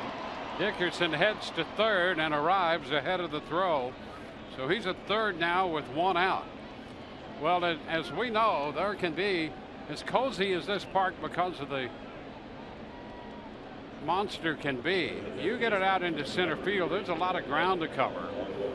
And that wall out there is 17 feet high. The monster in left 37, but that's a 17-foot wall out there in center that Dickerson doubled right off the top of it.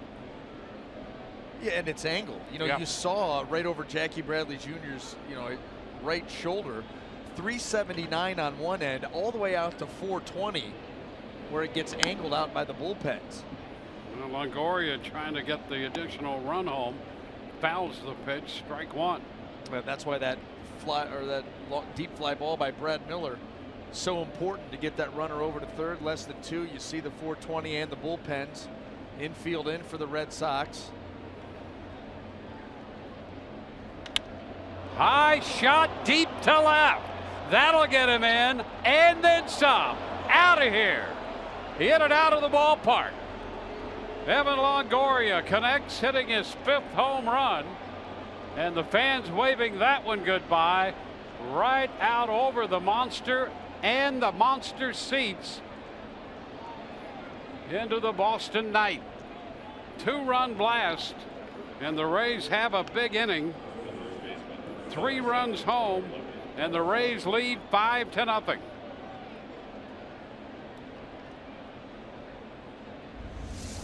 Well, here it is.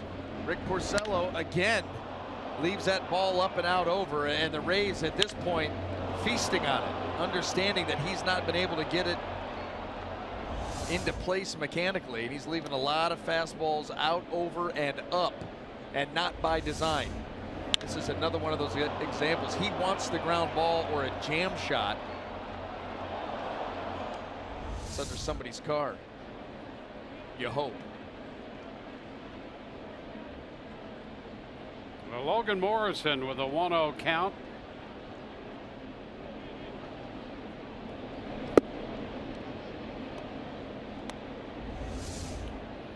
Well, there's the pitch. And there's the contact. He got that barrel there. That's a pretty shot.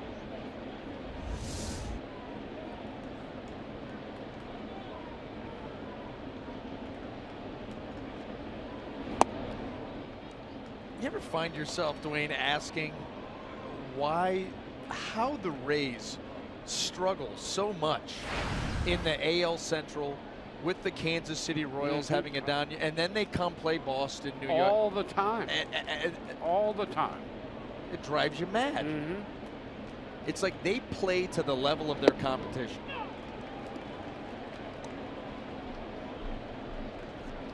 Well, that. And whether that's the next step that a team has to take to prevent that, I don't know how you necessarily get there. Look at the homestand. You had a homestand set up with the Marlins, and the Blue Jays are struggling mightily. The Royals struggling mightily. Can't score. The only team that hadn't scored at least 100 runs. I mean, you just go right down the list. You win the first 2 games in Miami. and then you come home with those 9 big games and you do this. Yep, 3 and 6 to those clubs. You look at the bullpen ERA. That's it. That's what really hurt. You know, the 4.8 runs a game, you'll take that. Starters ERA, of course, but then couldn't finish. Errors didn't help either. Some costly ones. Ricky Weeks Sr., Jr. Guess there must be a senior. There has to be. He's a veteran guy, but he's still a junior. Yeah, Richie's been around for a while. 1-0 the count. He has a double and a base hit tonight.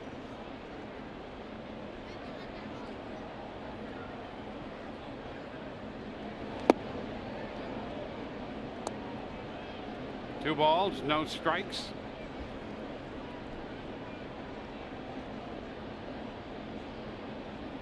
Well, a big inning for the Rays as they make it a 5-0 game.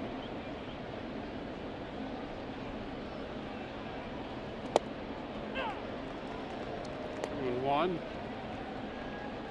Norris opened with the base hit, then the RBI double by Dickerson, and out later Longoria hit the home run. Morrison with the fly ball to right.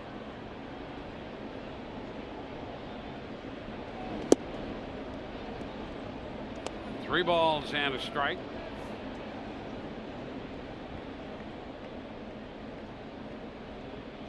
Will be Rasmus on deck.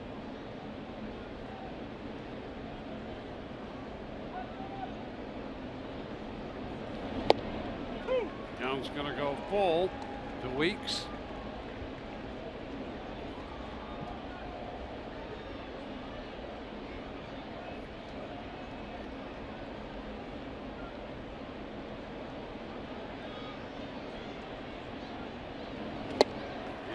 Out on strikes. Rays finished in the 5th, but they score 3. 2 on the blast off the bat of Aaron Longoria. And the Rays are out in front 5-0.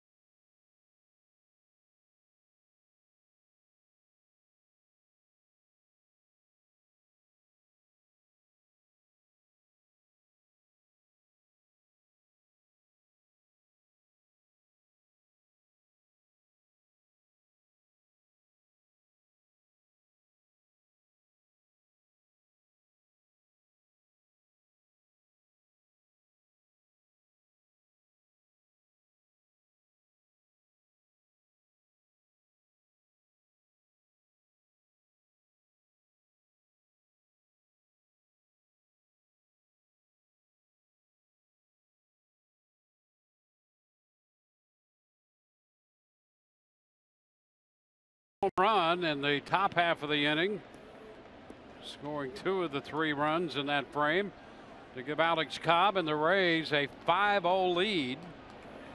Mitch Moreland will begin the bottom of the 5th.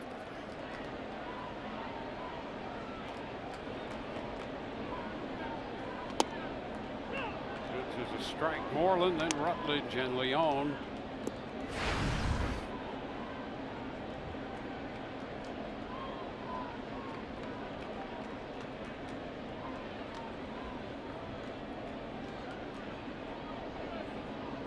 shift on for the Boston first baseman. 1-1. Well, for Alex Cobb, it just continued to pound the strike zone.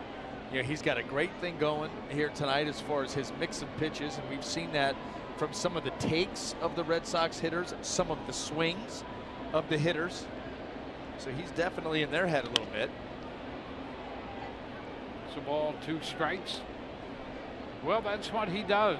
He pitches, and we've talked about it between these two guys all night. And the Rays have taken advantage of a couple mistakes by Porcello and have built a 5-0 lead. This kind of game out of a starter is fun for that guy. To Jim Hickey. Oh yeah. In the Rays dugout. And there are certain guys that you enjoy watching. Alex Cobb, one of them, for the reasons that we've, you know, been throwing out all night long. But Jim Hickey, he has not stopped, which is so Jim Hickey.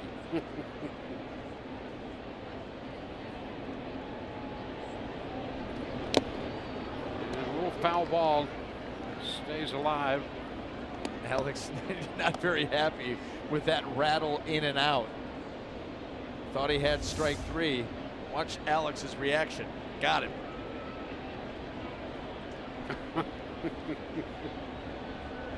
Even like that. You work to get a guy to that point and get him, I think. You have to do it again. And look at Fox strikes again, all the way up the zone. I mean, he's manipulating that strike zone. Look at that one. That one was here. Somewhere up there. Yeah. It's a pretty big ball. That's what they look like when I threw them, Dwayne. You're way too modest. Well, just look at the numbers. Count is full on Moreland.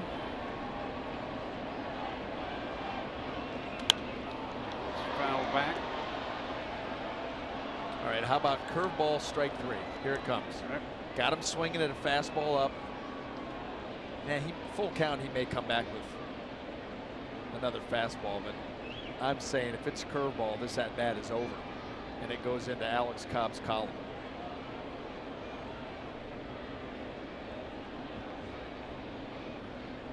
Takes a little bit more time, hitter and pitcher, before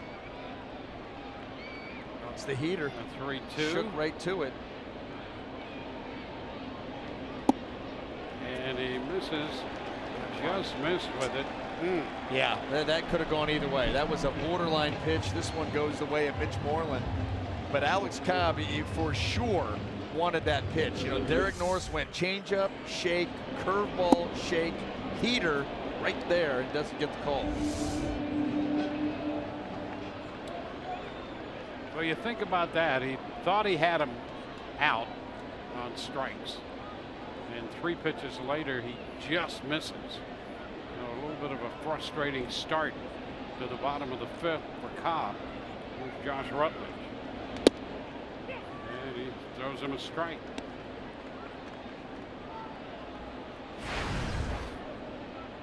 Rutledge out, pitcher first, his first time.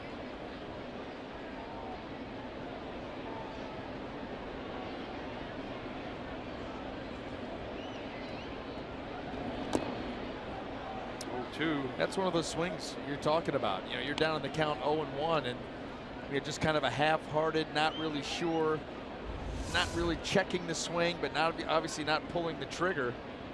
And this Boston lineup has, in many different ways, has shown you that they're just not comfortable with Alex Cobb right now.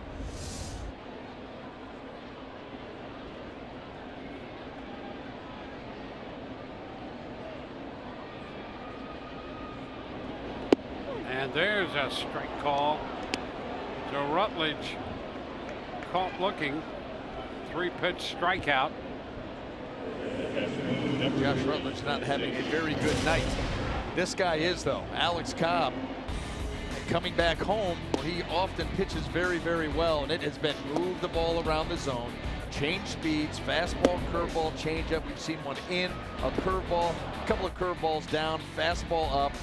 He is doing a masterful job of mixing and matching. There's the Boston catcher, Sandy Leon out of Maracaibo, Venezuela. Cobb got him on a breaking ball, swinging back in the third. 1 ball, no strikes.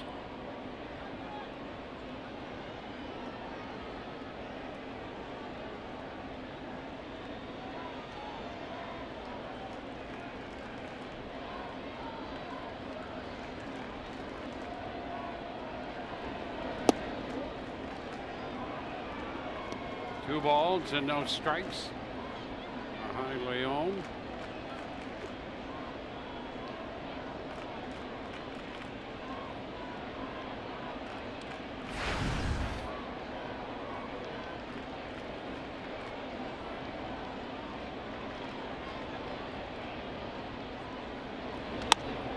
Popped up. Longoria makes the call on the left side, halfway to the mound.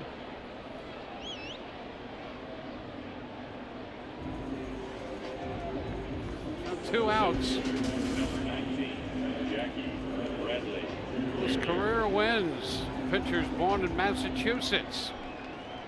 Rich Hill, the lefty, has 39, and Alex Cobb right on the verge. Cobb born here, grew up across the state of Florida in Vero Beach, in that area. Jackie Bradley Jr.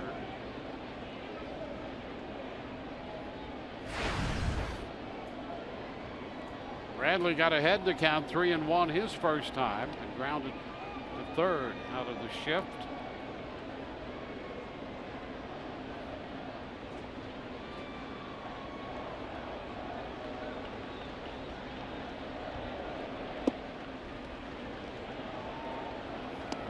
And 2-0.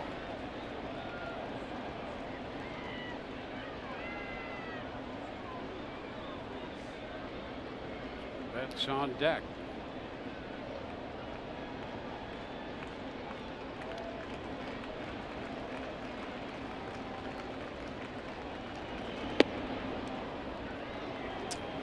Behind Bradley Jr. again, missing with the fastball. And you don't want to mess around here with Bradley Jr. in the 9-hole and get Mookie Betts around for the third time with a couple of runners aboard. Jake Odorizzi sporting a winter wear. It's pretty a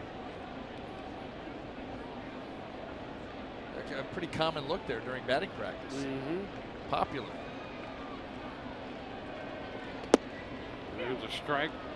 Rays carrying the big trunks with them on this road trip with all the winter wear. I'd wear that hat in the winter. Represent up north. High pop up. Longoria, a couple of steps into the outfield. A man left. We are through 5-0 Rays.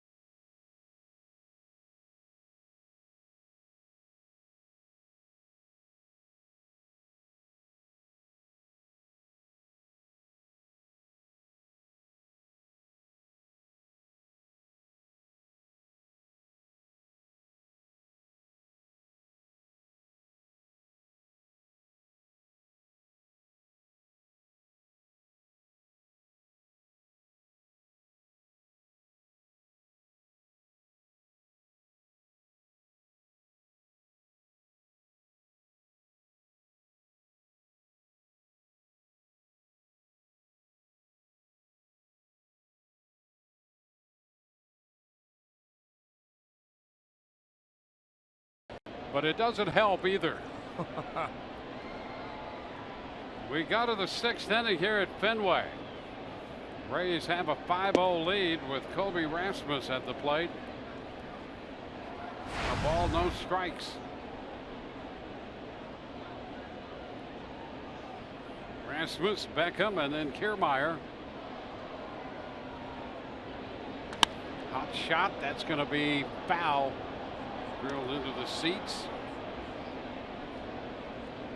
1-1.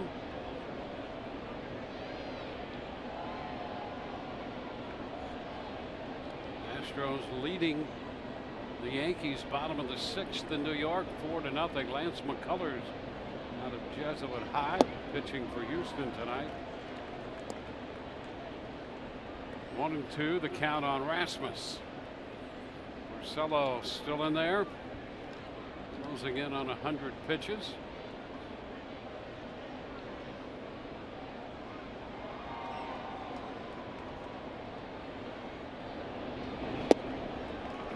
Rasmus strikes out for the 3rd time.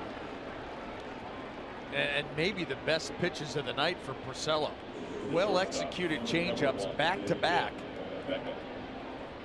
Well, he's been fighting himself at times here during this outing, but these last two, that changeup right good. You keep it out over the plate, and that's going to entice Rasmus to swing, and then it's just not there.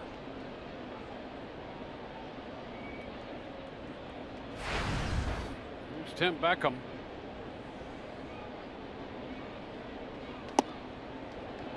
Strike 1. Had some action on it away from him.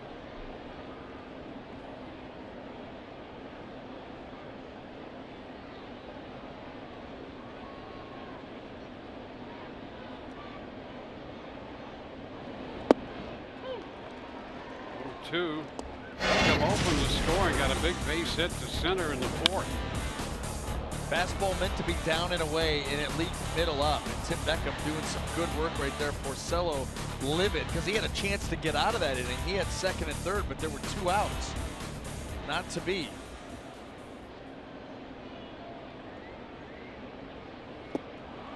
And he gets him reaching out in front, so he follows that up with a change. Both the strikeouts in this inning coming on that changeup. Yeah, one of the rare changeups to a right-handed hitter, but like, you know, talked about Alex Cobb, Rick Porcello trying to find anything that'll work here. Problem is he's already down 5 runs. There's that changeup. Boy, he rips that thing nice. Look how long that's in the zone, and Beckham over the top and in front. Kiermaier shoots this one into deep right field. That ball off the glove of Betts. He got turned around. Kiermaier heads to 3rd, and he will make it without a play. Kiermaier hit the ball over the head of Mookie Betts out there in right, got him turned around, and had trouble corralling it. And after all that time, Kiermaier winds up at 3rd base with his 2nd triple of the year. Yeah, this ball does get Mookie Betts turned around, but then look at the effort right there. Wow. That would have been some kind of highlight reel catch, but just off the end of the glove. That ball hit hard. More on a line than a true fly ball. And Mookie Betts leaving his feet and ended up just a hair short. The Rays pick up their 9th hit of the ball game.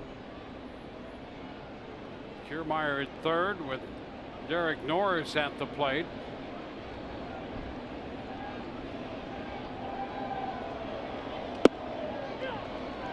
Which is a strike.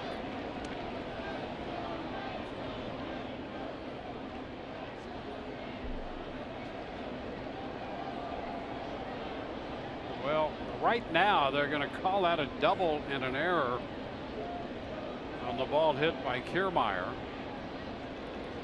I got to think they might wind up changing that one.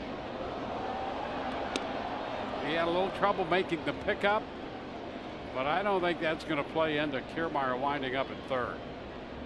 No, I hit Kiermaier. There was no slow up in him. He was going to 3rd. That's exactly regardless. right. I'm going to leave it a triple in my book. Yeah. For the time being. Me too. And you know, my book is pristine. That's the one that we rely on, yours. I don't know if I have a final score in here for any of the games. Pitch is high, 1-2. Here's a look now at the attempt by Betts. Off his glove. Kiermaier's running all the way.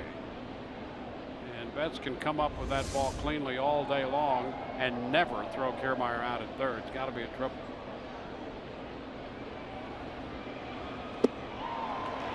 Norris out on strikes. Rays finished in the 6th.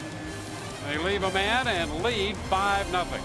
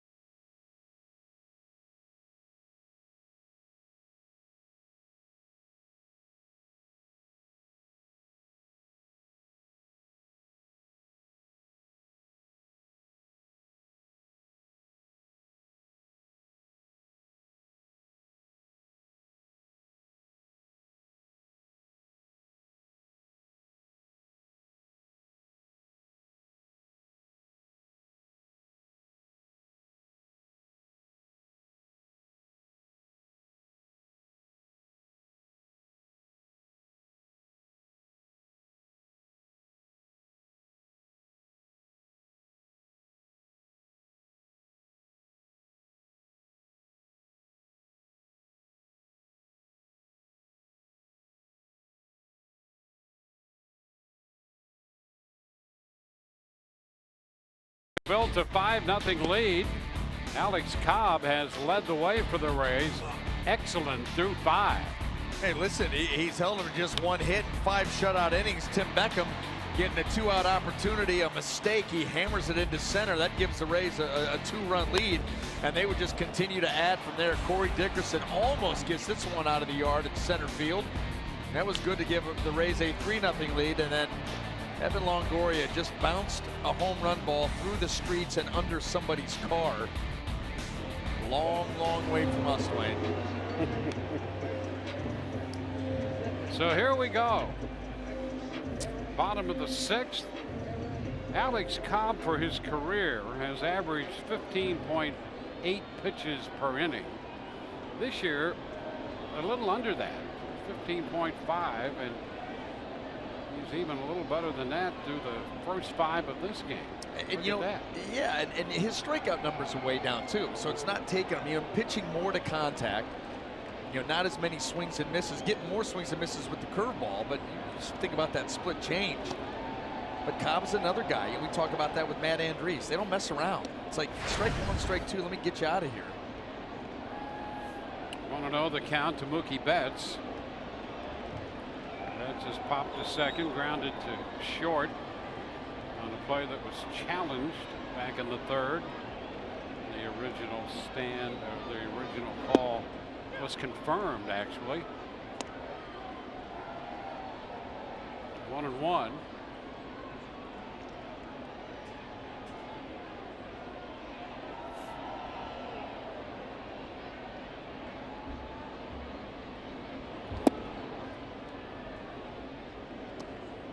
Balls and a strike.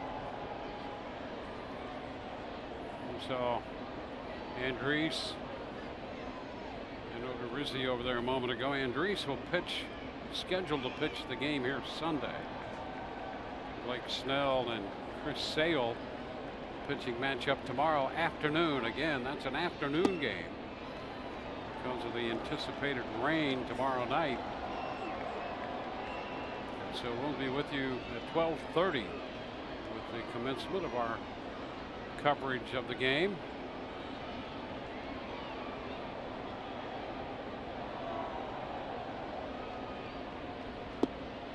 Strike on the corner, and that takes the count full. We'll see Snell and Sale tomorrow, and then Andriese and Drew Pomeranz Sunday afternoon.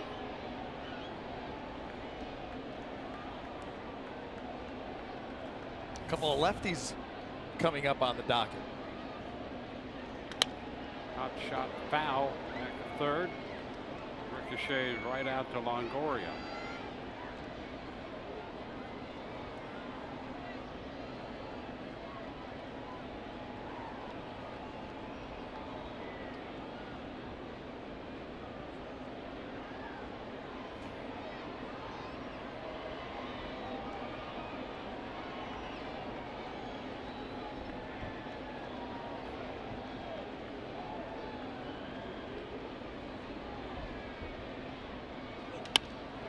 Into center field.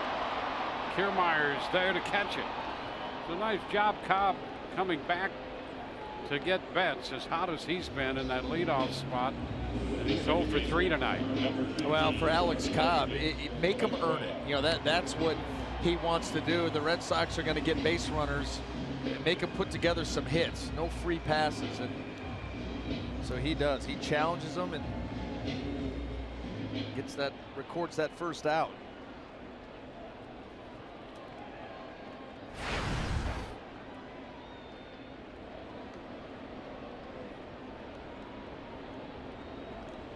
Dustin Pedroia, veteran second baseman, looks at strike one. So the opening pitch in this sequence, a fastball. You got Pedroia looking at a fastball up for strike three in the fourth.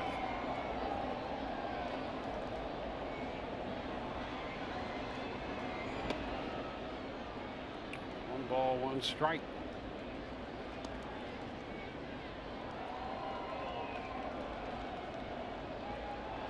Rays and the Red Sox.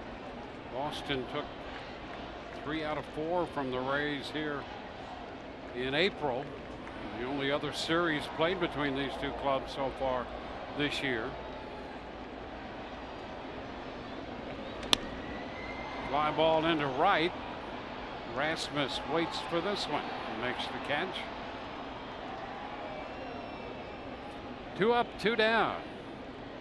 With the strongest ticket package and drinkware in the Bay Area with the Rays Flex Pack. Save up to 60% off the single game ticket price and receive 5 lower level tickets for $75. Get a Rays Up tumbler with each pack purchase. Call 888-FAN-RAYS or visit raysbaseball.com/flex. Rays Up.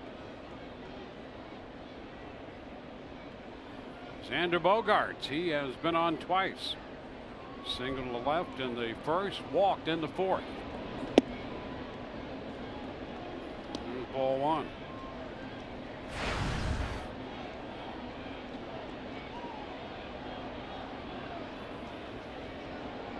Started the day 4th in the league in hitting. 1-1.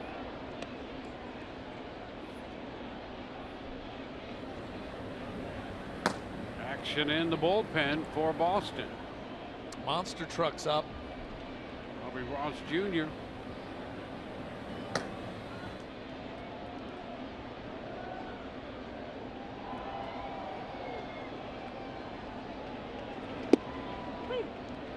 One ball, 2 strikes. I tell you, Alex Cobb has just been fun to watch here tonight. Just fun to follow him around the strike zone and try to figure out what he's going to do next.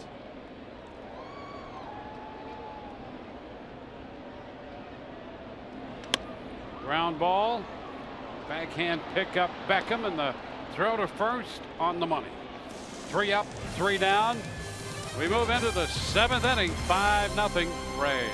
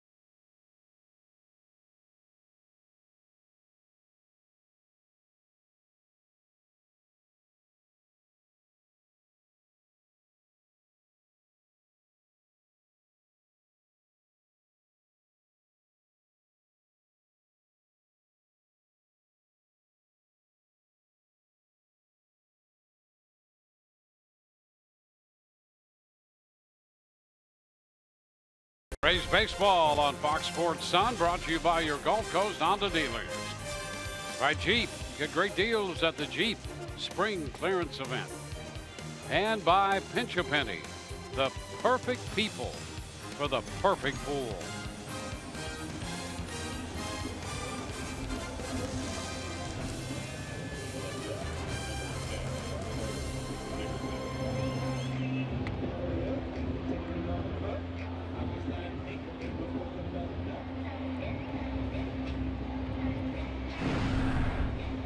Ross Jr. revving up to get set to come into this game. Well played, D-Wayne. On for the 5th time, 4 1/3 innings of work. Good velocity on the fastball, sweep the breaking ball. Faces Corey Dickerson.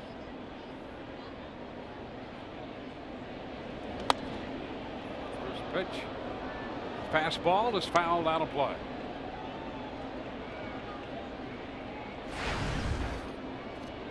How about Dickerson against lefties this year? Look at those numbers. A combination. Not afraid of the lefties as far as pulling out. He stays in there and he uses the whole field. So if they want to stay down and away, he'll shoot you to left field. That's fine. Takes a rip at the fastball.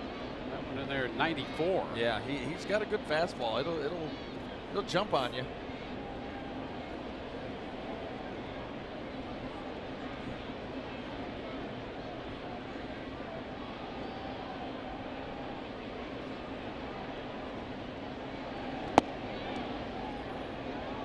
Ball, 2 strikes. Hey, Robbie Ross Jr., he was placed on the disabled list with the flu. How about that? It's a bad case of the flu. Yeah, I mean, you're not kidding. Well, remember that was running rampant through the Red Sox clubhouse for a time. And Dickerson out on strikes.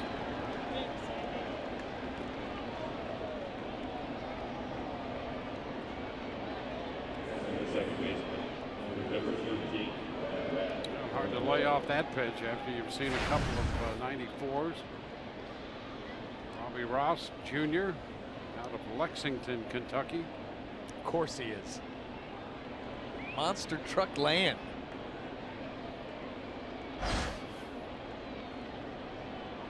Probably not, but it fits. Sounds good.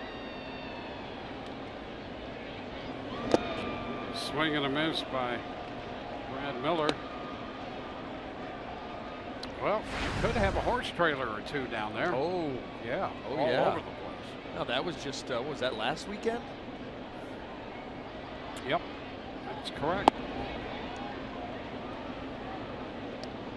1-1.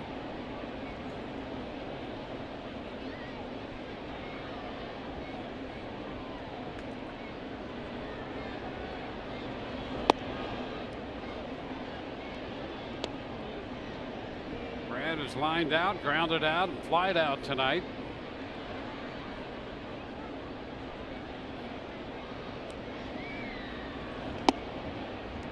Takes it inside, now 3-1.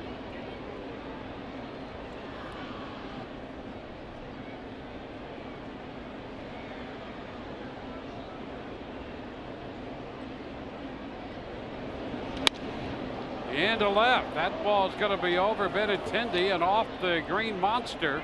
A long single. Benintendi played the carom barehanded. And Brad Miller has a base hit. Such an art form to playing the monster. And that's what happens. That's a surefire double. And Benintendi plays it off the wall perfectly. Keeps Brad Miller over there at first base. That pitch breaking away from Brad, the slider, and he goes right with it.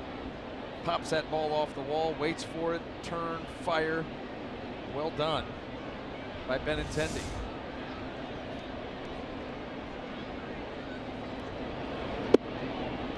Evan Longoria homered his last time up there.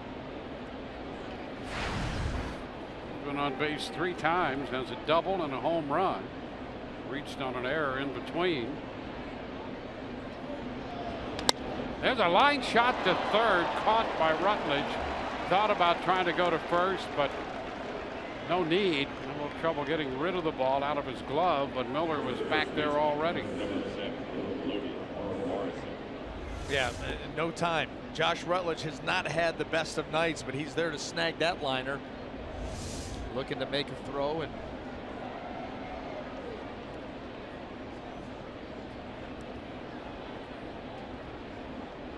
Logan Morrison.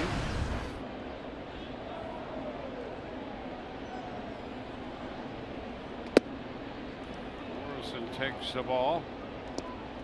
MLB.com at BAT, your #1 mobile app for live Rays baseball. Stay connected with a fully customizable experience. Get Rays home screen icons and app features, as well as game day, live game video highlights, StatCast, and more. how could there be more? There's a lot of stuff isn't it? there, huh? Yeah, you can download MLB.com at BAT today, or tonight, or tomorrow for that matter. Anytime you'd like, you can download it. Catches, yeah, on it tomorrow. You know, game time changed. Yep. Love day games. You know that. Yep. So I That's part of why everyone was all fired up. Oh, You most of all. yeah. And I wasn't aware of it. I got the email from KP telling me what I was going to be doing tonight, open, you know, the pregame show topic, all that stuff. And I never got to that. I couldn't get past the fact that the game had been moved to 1 o'clock. I stopped right there. So I had no idea coming in what we were supposed to be doing. Or what segment for that matter. That's great. Too excited. Did a great job. You performed well again today. Not even knowing when you got here what you were going to be doing. Sometimes it's the best. It is. Just show up and go. Yeah, show and go. There's a show and go. You prepare, you get all this stuff down. You don't lose half of it anyway. So just roll in and get her done. I think that's why I like day games. Yep. I like to get up and get my work done. I don't like to get up Wait around. and wait around all day. That's how you were pitching too, right? Yeah. Yeah. Yeah, I mean, whether or not, I'm not even sure because I don't even look at my numbers. The numbers probably aren't even better during day games, but I preferred that. I wanted to get up and let's go play. Morrison out on strikes. Rays leave a base runner. Middle of the 7th, and the Rays lead 5-0.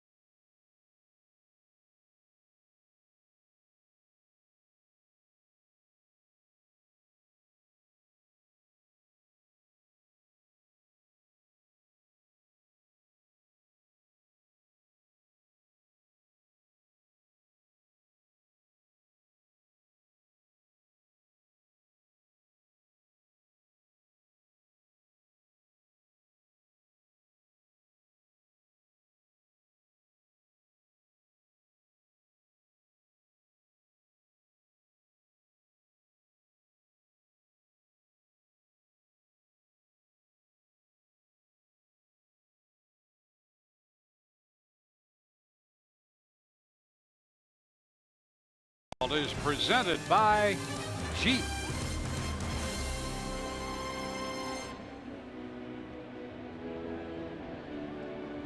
So far, so good for the Rays tonight. A 5-0 lead moving into the bottom of the 7th.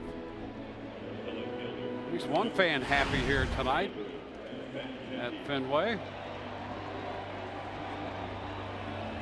How about that line? One hit, 88 pitches, 6 strong innings. Now he was given a lead in the 4th inning, and he has made it hold up thus far, and now into the 7th. And this is something that Alex talks about wanting to pitch deep, wanting to get into that 7th and 8th inning.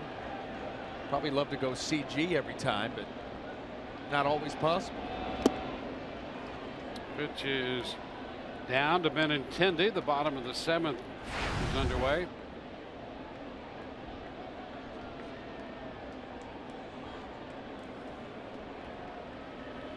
A ball, no strikes.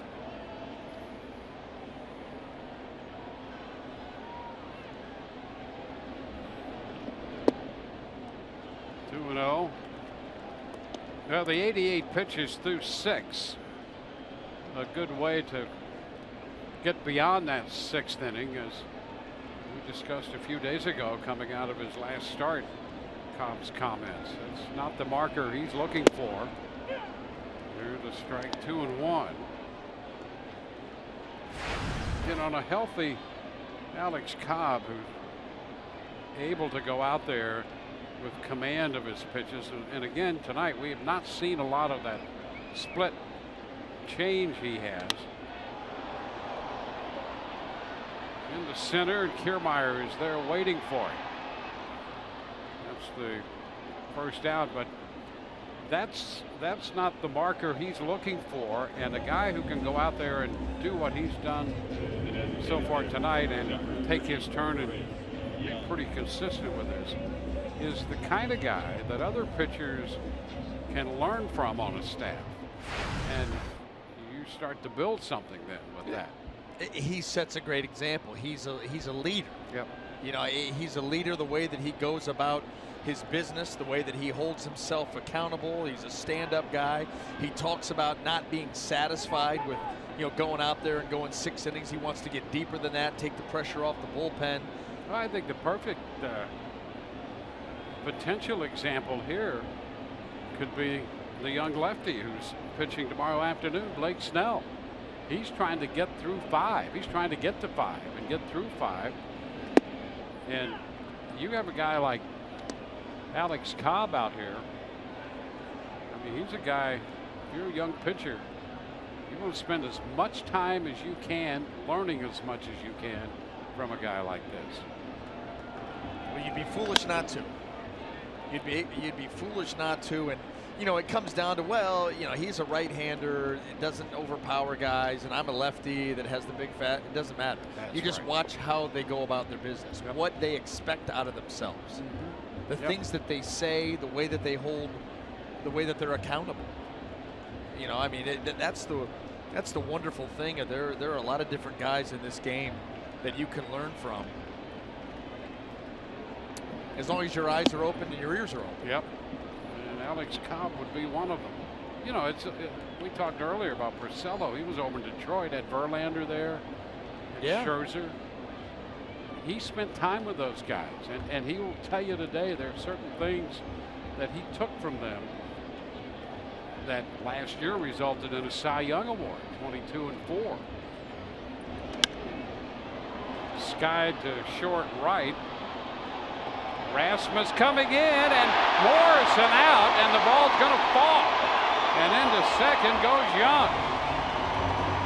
When Morrison kept going out from first base, Rasmus coming in. Logan Morrison, Dwayne, was expecting Colby Rasmus to take charge. Logan Morrison was going out more of an emergency secondary guy, expecting Rasmus, who's coming in, to take charge.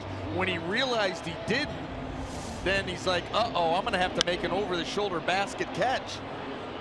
See, he was looking right there out at Rasmus, and then realized, oh my gosh, he's not going to get there. I got to make, you know, that tough catch, and he wasn't able to do it. Alex Cobb back to work. Yeah, well, there's a situation. You know, this goes back to what we discussed earlier with the Rays' defensive performance. I mean, that has to be an out. Yeah, and that goes as a hit.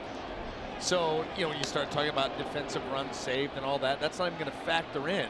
And yet, a complete misplay by the Rays D, one reason or another.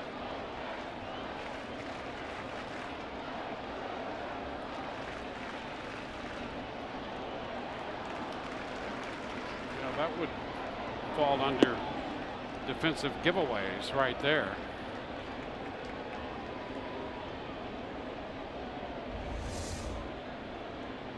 Yeah, those are so tough. Tough angles. Even had a hard time getting that ball back in. Sweet eye black though.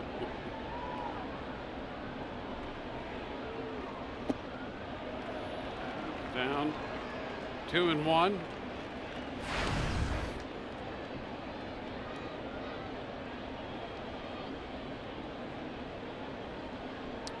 Moreland out pitcher first in the second.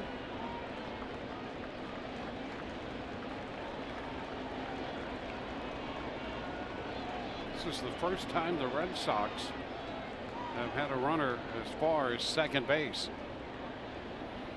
It required that mix-up out there in short right field. Now it's 3-1 to Moreland. The Rays some action in the bullpen. Alvarado is the lefty and Ramirez is the right-hander.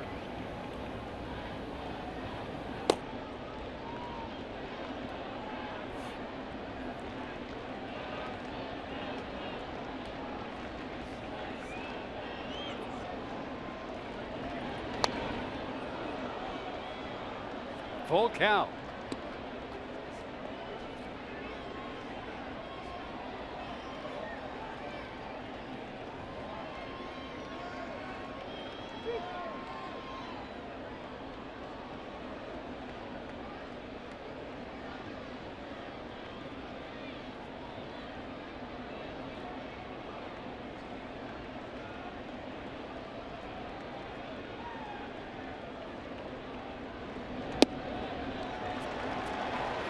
Ball four. Moreland draws the walk. Jim Hickey's going to head to the mound. So 1 out, 2 men on. Tomorrow, baseball is back on FS1. Chris Bryant and the Chicago Cubs battle the St. Louis Cardinals in one of baseball's biggest and oldest rivalries. Coverage begins at 3 Eastern on FS1.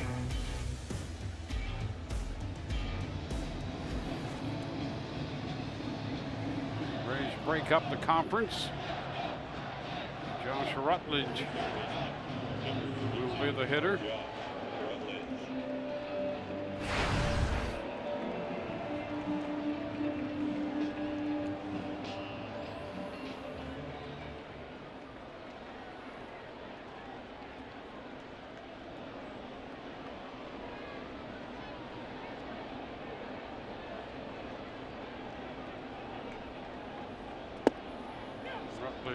Takes a strike.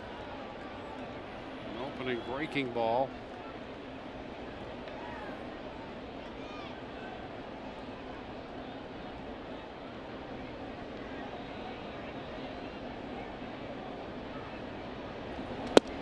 Oh, 2. How about that pitch? Fastball well located in. So well located it was invisible to Rutledge. And Fox tracks.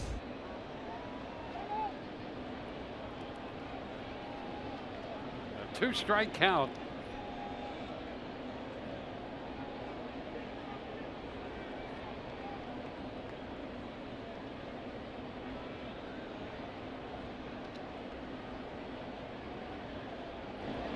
Little tapper. That ball will stay fair. Cobb throws it away at first. Into the stands it goes. Young scores. Moreland winds up at third, and Rutledge will be awarded second.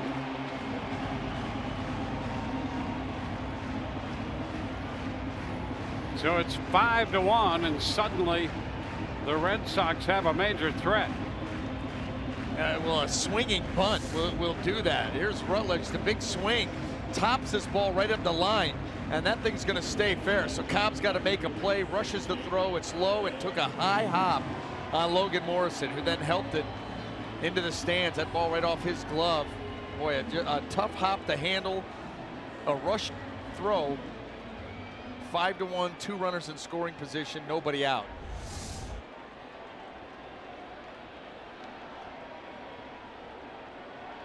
Here's Sandy Leon. So Young scored. Leon has struck out and popped out. Pitch up and away. Curveball. Didn't do much. Benintendi flied out to center. Young lifted the ball into right. Should have been caught, wasn't. He wound up at second. He has scored. Up the right side. That ball is a fair ball.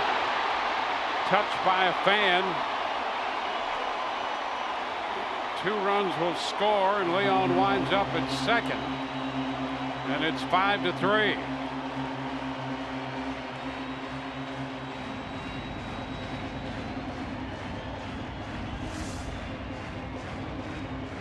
Now that curveball stayed in.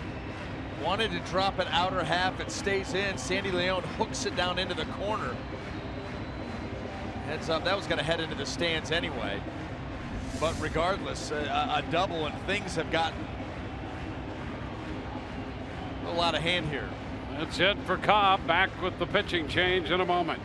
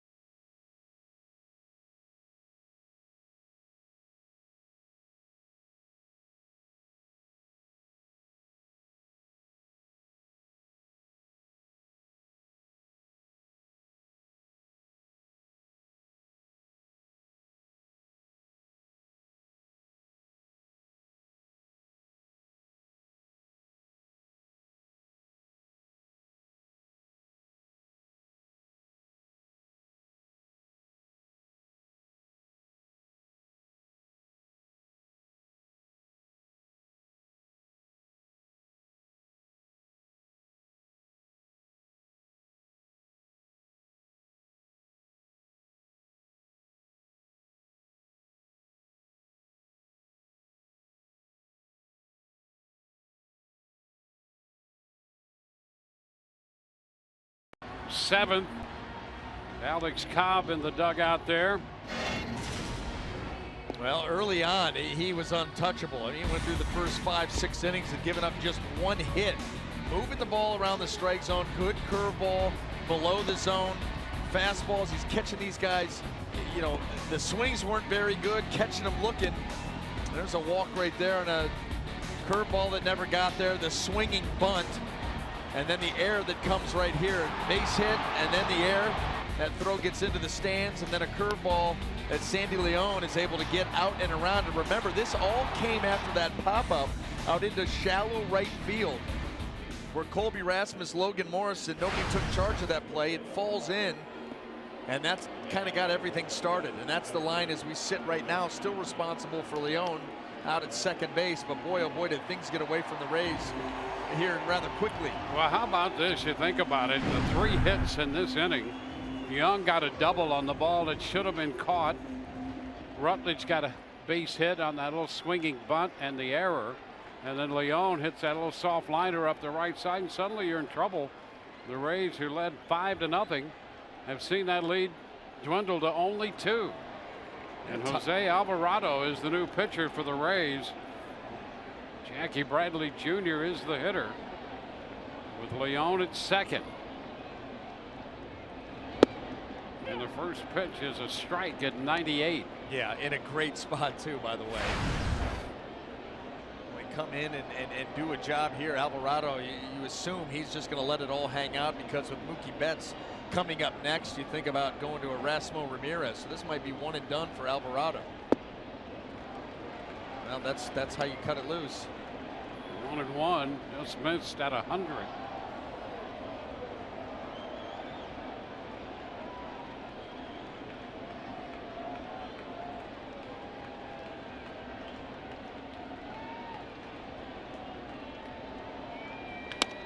Ground ball. This one kicked by Miller into short center. And now wild throw back in. That's going to allow Bradley to go to second, and the wheels are coming off here. The error allowing Bradley to reach, and then a bad throw back in. And the ball was loose on the infield. That's 2 errors. Yep. 2 errors on that one play. And you're right, the Rays are really coming apart here. My goodness. The ground ball sharply hit, but play that Brad Miller usually is going to make. Can't make it there.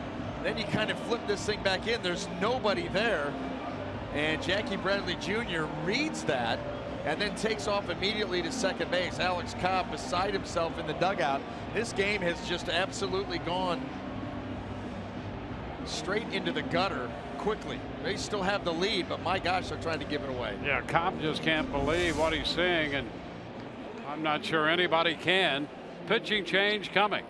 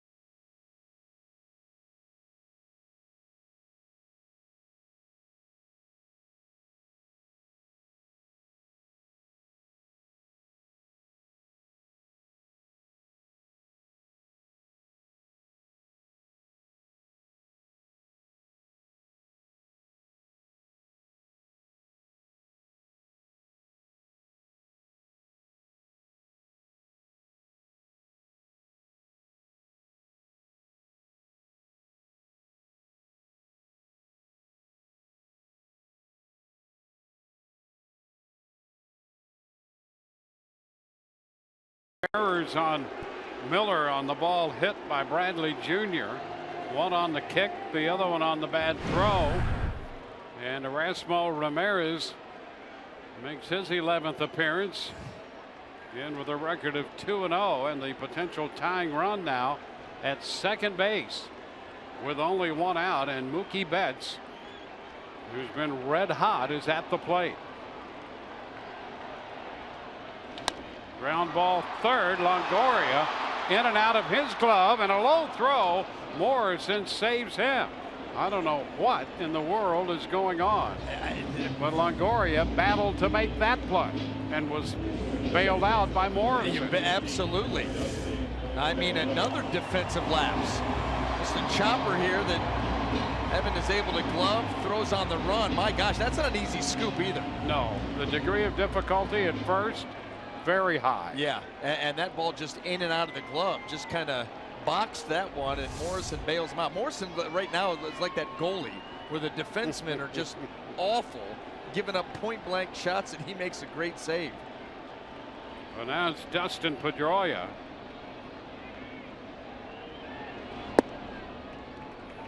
Pitch is down.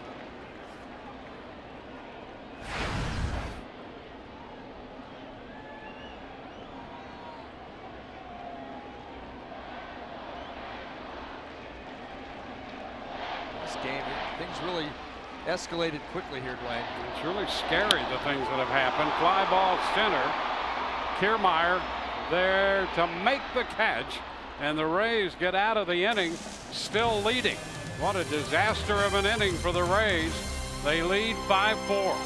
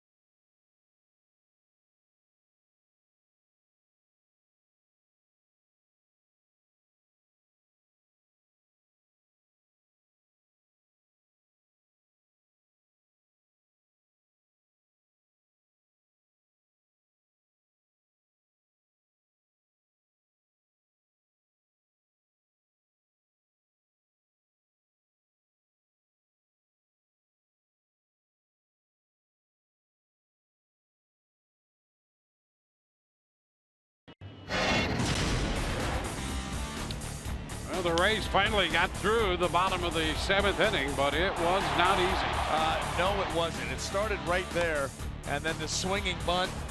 That's a base hit and an error. That would lead to a run. A couple of runners left on. This hard hit ball here eats up Brad Miller, and then another error coming right here. Alex Cobb in absolute shock at how quickly things escalated. Rays do get out of that inning, Dwayne, with the lead, and I guess that's what you hang your hat on, but a lot closer than you would like. And Monster Truck, how about this? What a treat. Monster Truck followed up in this game by El Dorado. Keith Hembry in the game. That's quite a 1-2 punch. I mean, come on. El Dorado in the ball game, got dice in the mirror, shag carpet. On for the 17th time. And a couple of strikes to Ricky Weeks Jr. Rasmus next, and then Beckham. Rays have seen that 5-run lead evaporate to only 1.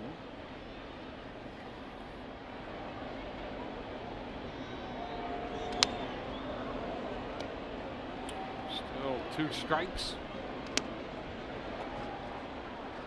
Rays got 5 off Rick Porcello, who in 10 1/3 innings against the Rays this year has given up 17 hits, 5 home runs, and 13 runs off the reigning Cy Young Award winner. And a 2.6 ERA against the rest of the league. And the Rays have his number. Now, he wasn't sharp tonight either. Weeks sends a fly ball into right. Betts makes the catch. You know, the other thing that you've done in this game is you've brought the crowd back into it. They were sitting on their hands, and this place being full, there was no sound. There was nothing going on as Alex Cobb just continued to mow through that lineup. But now you've got them back into the game, and when they come up next half inning, it's going to get raucous in here. Rasmus has struck out 3 times.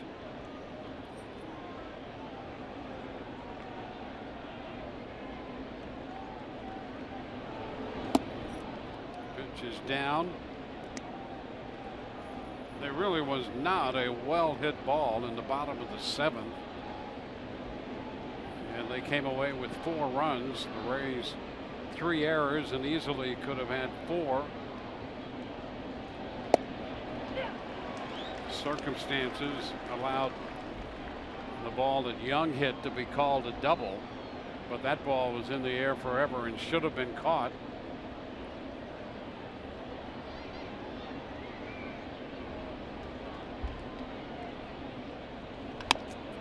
Rasmus rolls it to first and recovers. 2 outs in the 8th. Here's what's coming up tomorrow on Rays Live, the pregame show presented by your Gulf Coast Honda dealers. Blake Snell on the mound, and we will hear from the young left-hander. Orestes will break down Chris Sale. He'll be doing the pitching for Boston tomorrow. 2 lefties, and again our coverage begins at 12:30. Start time has been moved up from a night game to the day game, anticipating heavy rain later in the day. Here's Tim Beckham. That's a strike at the knees.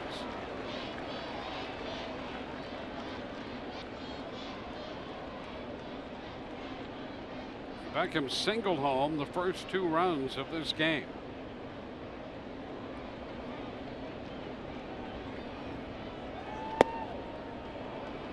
Takes it low.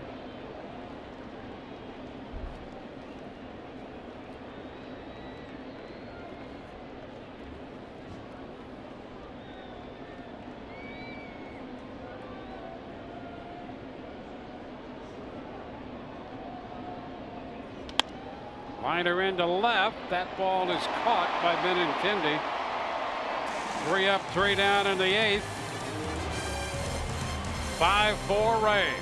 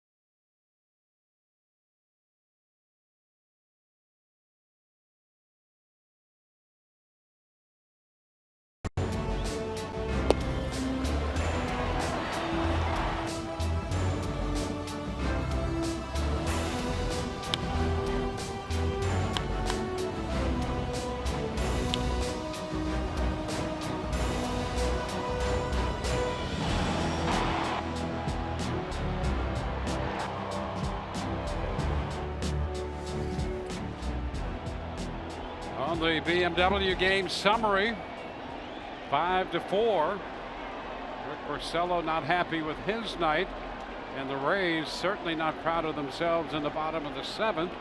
They hold the lead going into the bottom of the 8th, however.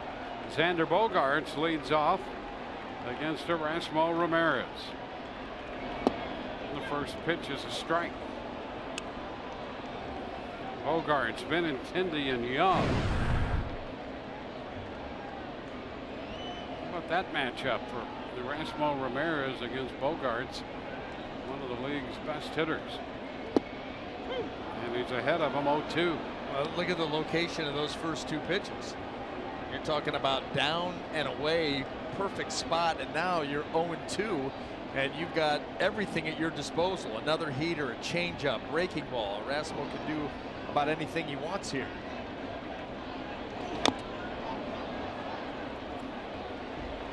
Count remains 0-2 on the foul ball.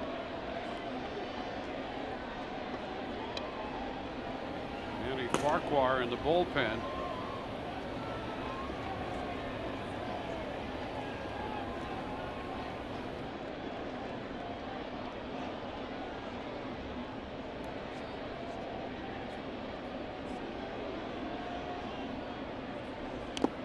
Just a little bit of that one. Foul ball.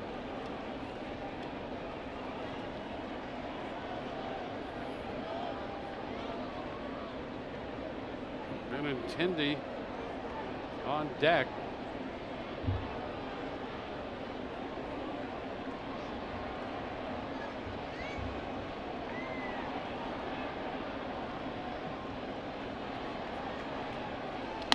Ground ball. Fair. Dickerson's going to have to come get the ball, and the throw to second is not going to be in time. Well, the shortstop has to be ready to go get the rebound. We saw that, Dwayne, we saw that victimize the Rays a couple of times in the first series here, and you're absolutely right, because you watch Xander Bogaerts do it. Balls up the line are going to hit off the low wall. Shortstop has to anticipate that. In this case, Tim Beckham, he's standing there. That forces Corey Dickerson all the way in, and Bogaerts is able to get out to second base. Bogaerts thinking double from the get-go, and that's playing here. That has to be second nature for a shortstop to go play that carom. Now here's Benintendi.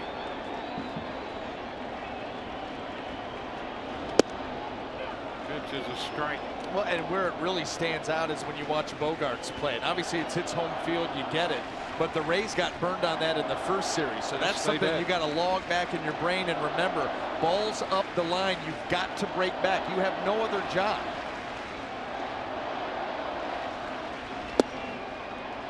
It's down. 1 ball, 1 strike.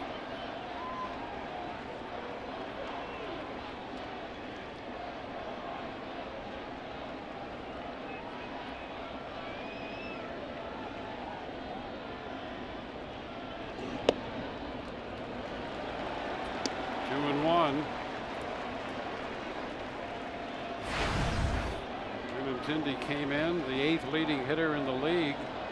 And look at that, with men in scoring position.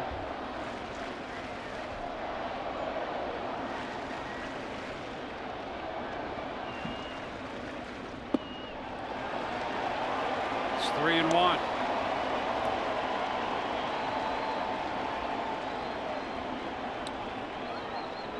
Of course. Of course. Don't know what to say. My goodness. How about a 3-1 changeup pop-up? That would be what the doctor ordered. And a foul ball back on that one. Fastball 3-1. Now it's 3-2.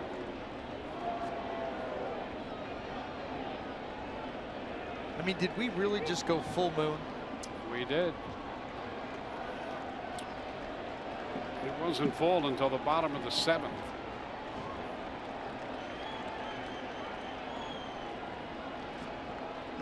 3 balls, 2 strikes. Bogaerts, a potential tying run at second base with nobody out.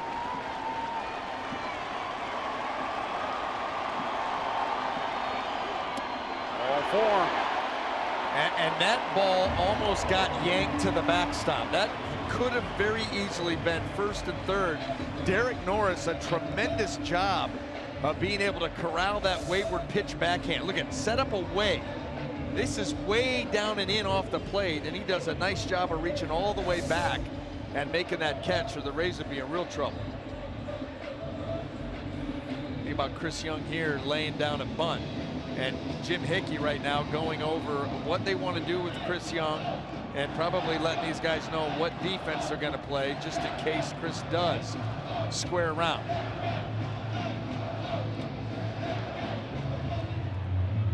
It's Alex Colomé out there in the bullpen.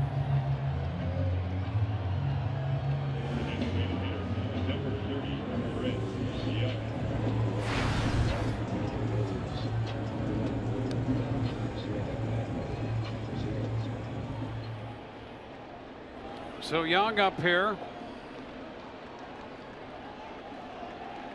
Colomé active. Farquhar has been throwing. Colomé starts to limber.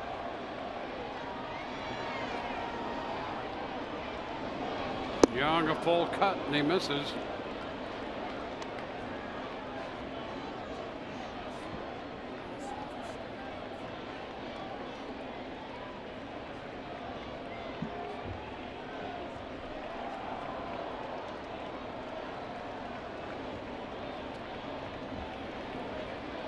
Ramirez, the third Rays pitcher.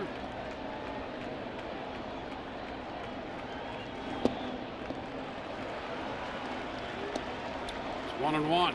And Ramirez trying to work down in the zone. You envision a ball on the ground. Maybe you can turn a double play here. John Farrell electing to not bunt. Chris Young playing for a big inning, and Rays trying to hope that backfires. Fly ball into right. Rasmus backs up. He'll make the catch. Tagged by Bogaerts. Throw back to second. Bogaerts advances to third. First and third with one out. Mitch Moreland, who is 3 for 6 with a home run against Erasmo Ramirez, is due. And here comes the Rays manager, Kevin Cash out. He has Farquhar in the bullpen to match up against Moreland. Doesn't like the matchup with Ramirez.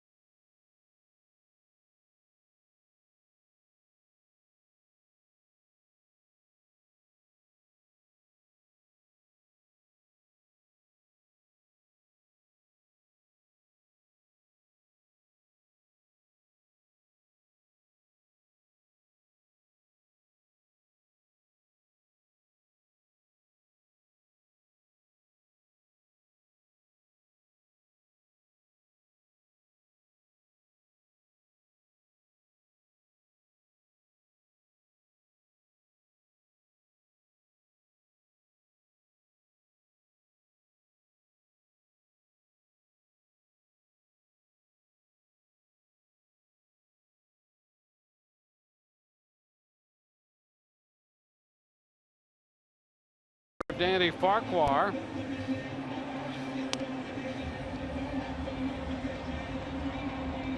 Hey, Rays fans, if you can't catch the games on TV, you can stream them live on your mobile device with Fox Sports Go. Download the app and take Fox Sports Sun and Rays baseball with you wherever you go.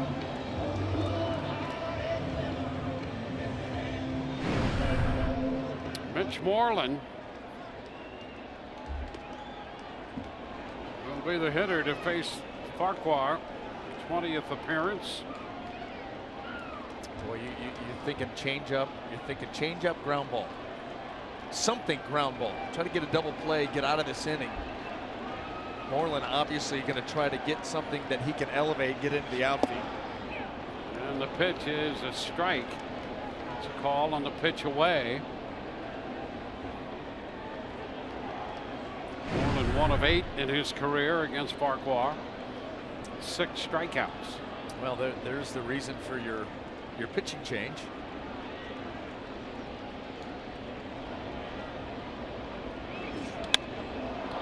Foul the other way.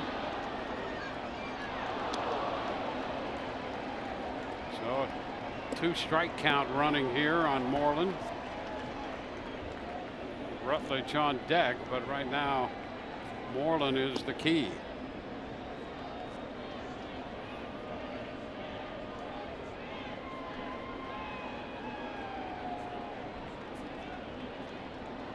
Well, he's put himself in great position here too to punch out Moreland. Had a lot of success against him.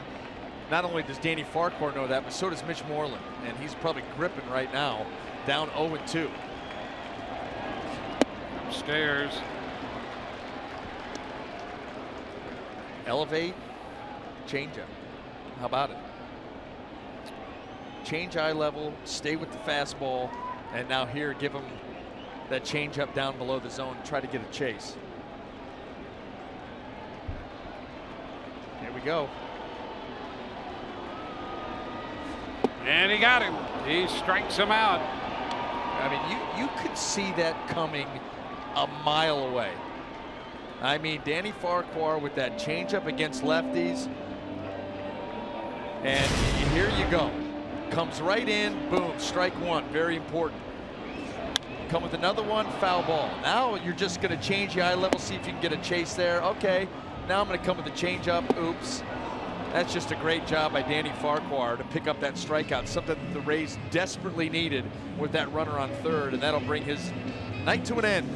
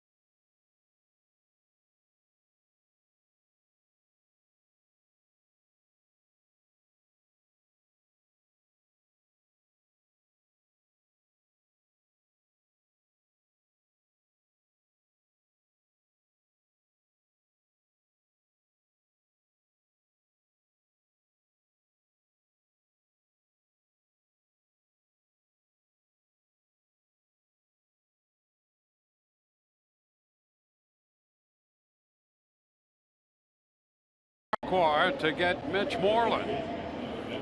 That's the second out. Josh Rutledge due up, and Alex Colomé called upon here in the 8th inning with men at first and third and 2 outs, making his 16th appearance.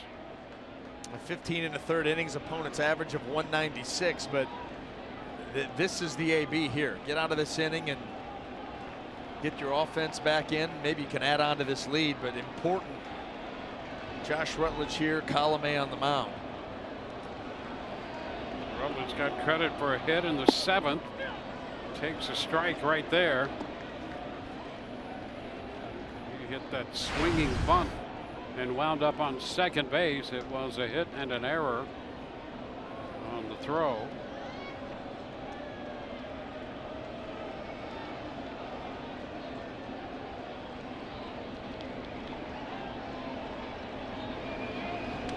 Ground ball to third. Longoria looks it into the glove and makes the throw to first. Red Sox do not score, and they leave two, including Bogarts at third.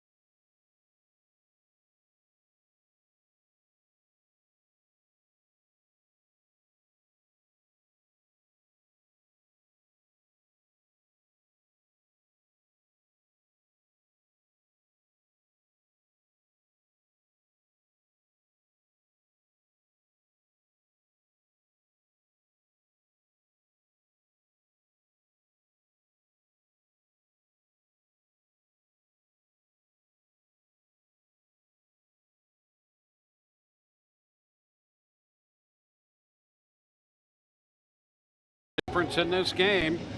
He belted a 2-run home run in the 5th. Yellowwood bringing the lumber, and here is that home run off the bat of Longoria. 2-run shot that capped a 3-run inning and gave the Rays a 5-0 lead. It's 5-4 as we go to the 9th. Kevin Kiermaier is going to lead off. Kiermaier, Derek Norris, followed by Corey Dickerson. Keith Hembry had a 1-2-3-8.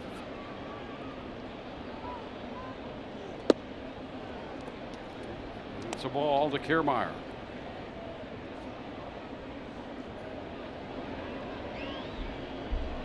The Rays had base runners in every inning until Hembry retired them in order in the 8th. 1-1.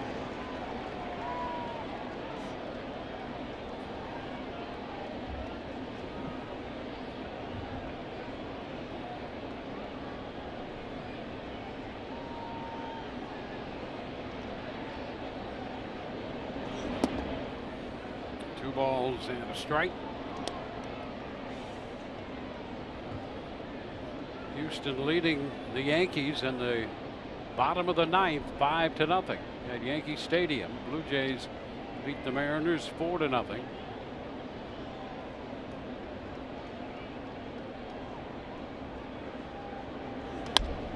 Foul out of play.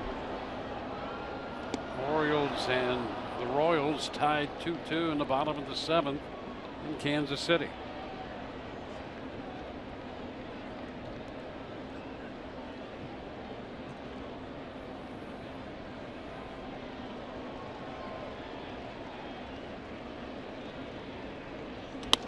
Up the middle and a base hit into center. That had Hembry ducking on that liner up the middle. So Kiermaier's aboard to open the 9th. See what the Rays can do with this. Give him some breathing room. Mislocation, wants it in. That ball's actually away. You see Leone jumping across the plate, and Kiermaier just slaps it right over the back of Hembry, right up the middle.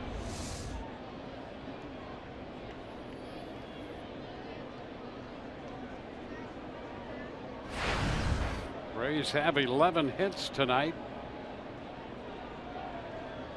Norris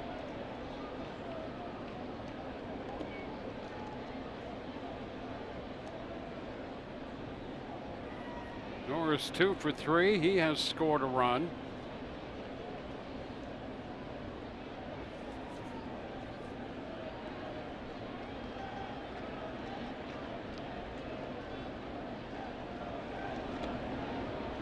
Kiermaier back in.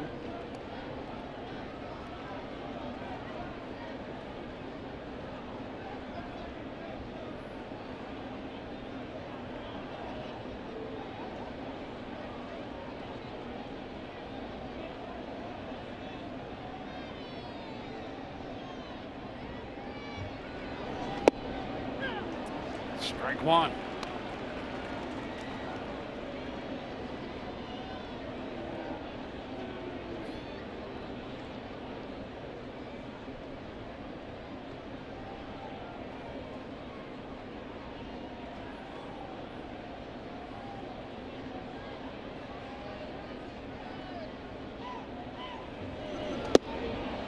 By him.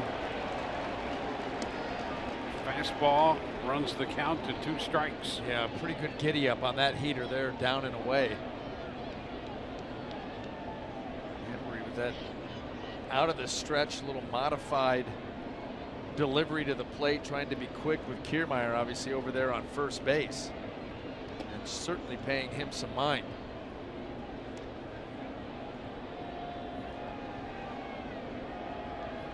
Ray scored 5 in 6 innings off Rick Porcello. Ross Jr. worked an inning. Embry in his 2nd inning. High popper on the infield. And Rutledge. Oh, he drops it. But they're going to go to second base to get the force on Kiermaier. And that actually, strangely enough, works in the Red Sox favor. I'll tell you what, Josh Rutledge is having a disastrous game here for the Boston Red Sox. He really, I mean, had the potential to be called for 3 different errors in this game. Just a pop-up. Goes with the one hand off to the side and just zoos it. No wind here. Just misses it. So Bogarts with the pickup and the flip over to Pedroia. Going to get a pitching change now. Runner at first with 1 out.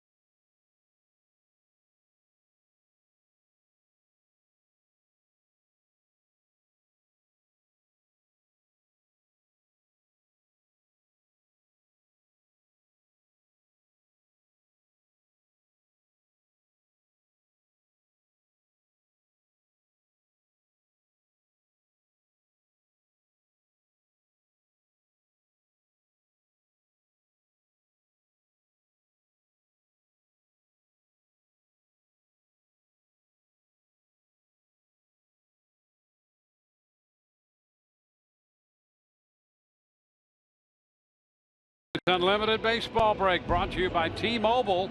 Tomorrow, a reminder with the pitching matchup, Blake Snell and Chris Sale. Our coverage begins at 12:30 because of the approaching inclement weather. That game has been changed from a night game into a day game. Robbie Scott makes his 16th appearance. A total of 8 2/3 innings in the 15 prior games he's been in. pitch to Corey Dickerson is inside. 1 on, 1 out. Dickerson doubled in a run and scored a run in the 5th.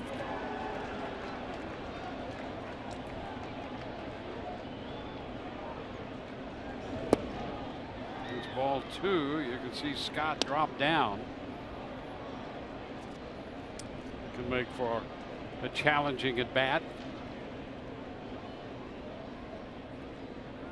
We see this an awful lot. You're traveling around now, getting around the league, and all these relievers that come down from extreme arm angles. And you're right, it's very uncomfortable. It's like he's throwing the ball from behind you. Cross step too. Not only the arm angle down, but he fires, a little crossfire action. But we see an awful lot of that. Yeah, all you have to do is play one series in Baltimore and you see all kinds of angles. I was going to say, Baltimore leads the league. I mean, O'Day, you've got Brad Brock give you a funky arm angle. Donnie Hart. Mm-hmm. There's a bunch of them. It's 3-1. Norris is the runner, reaching technically on a fielder's choice on the ball that Rutledge dropped. Brad Miller thinking about going up right-handed. I don't blame him.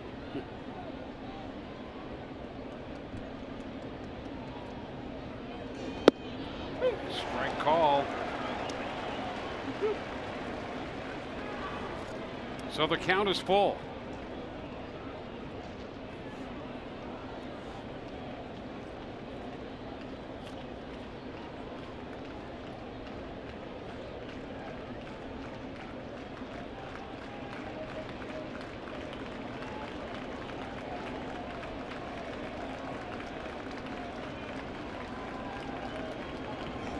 Ground ball left side. Out at second and safe at first. So they get the force play. Dickerson replaces Norris at first. No chance. That ball wasn't hit hard enough. Xander Bogaerts with the flip to Pedroia. That was a flip that was in the air a little bit too long. They did everything that they could, but that started off the bat, not sharply hit. Corey Dickerson, we know he can get up the line from the left side.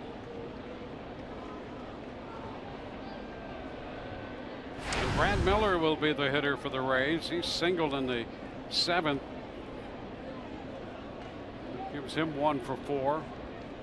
Scott and Leone talk it over on the mound, and Corey Blazier started to make a move to break that up.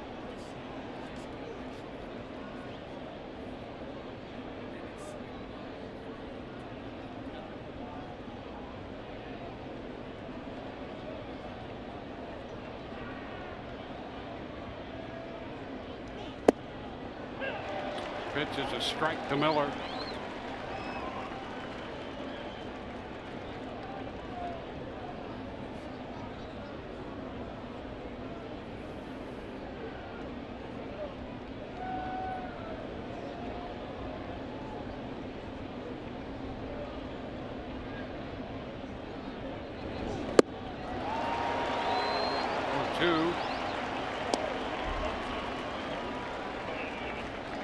Tell you what, if I'm Scott here, I'm thinking about coming with that fastball and bringing it up a little bit higher.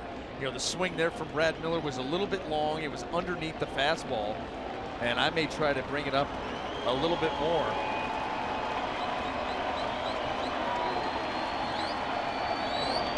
Oh, he bounces this one foul. That's where you almost do a hitter a favor. Brad Miller, the previous fastball, you've got to be able to read that swing, whether out on the mound or behind the plate, and realize, hey, you know what, let's throw another one, bring it up a little bit higher. Now if that doesn't work, now you go to the breaking ball, that's fine, but to go right there, that's almost doing Brad Miller a favor, and he's able to foul it off. See if they go back to the hard stuff.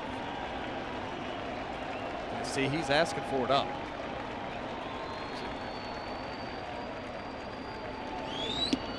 And a swing and a miss. He is out on strikes, down to first. So the Rays leave a man, bottom of the 9th coming. with Leone, Bradley, and Betts due up.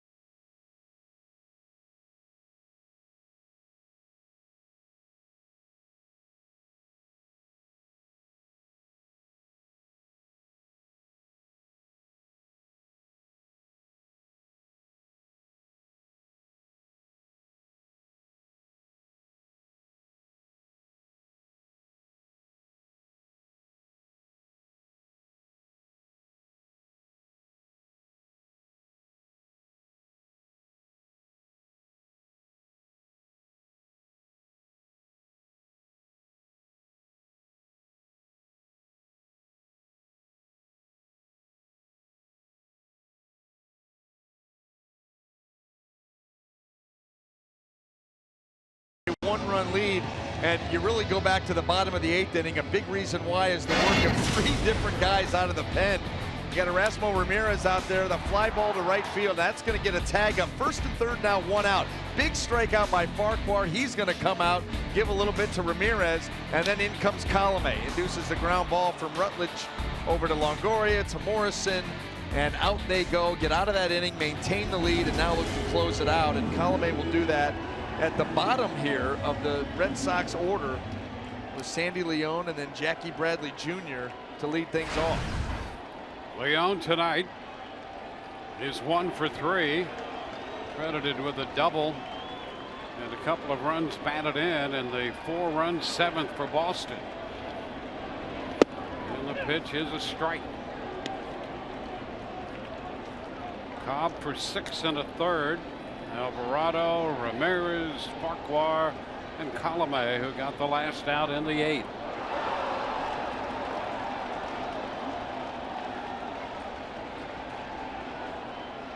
Leone getting time.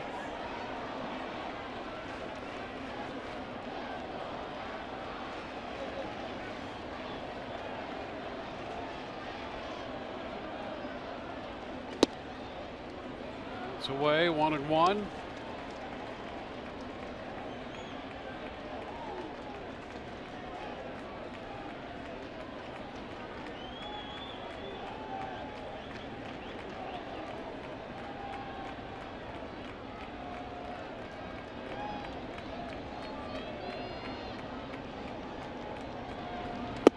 Strike 2.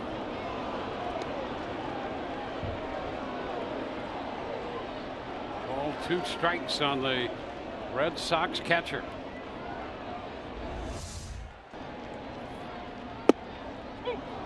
You'll take it. Well, that's a big pitch there. Think about the swing, Dwayne. 1-2, 2-1. Yep. For sure.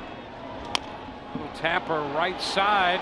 Colome heads to cover, and the shuffle with the mitt into Colome's glove retires Leone. Well, that started to get a little scary there for a moment as Colome broke for the ball and then started to the bag, and then the mitt to glove shuffle.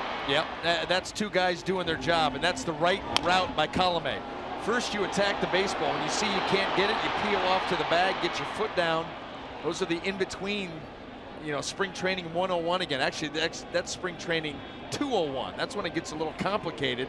They give you those little tweeners where once you realize you can't get to it, you get to the bag, and a nice flip there by Logan Morrison. And you saw Morrison directing some traffic as well while making that flip. So here's Bradley Jr. 0-1, and boy, Red Red Sox got that call back there.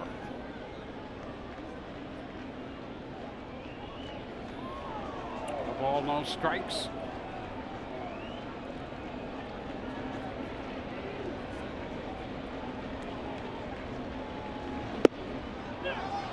And now strike.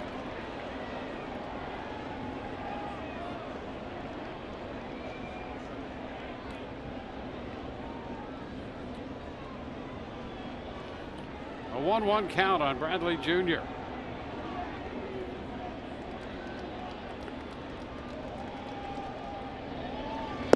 Big cut and a miss.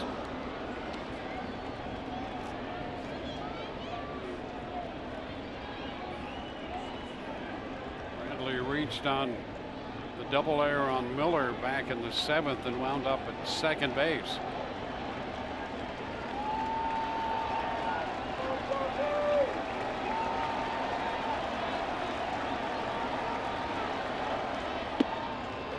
Two balls, two strikes.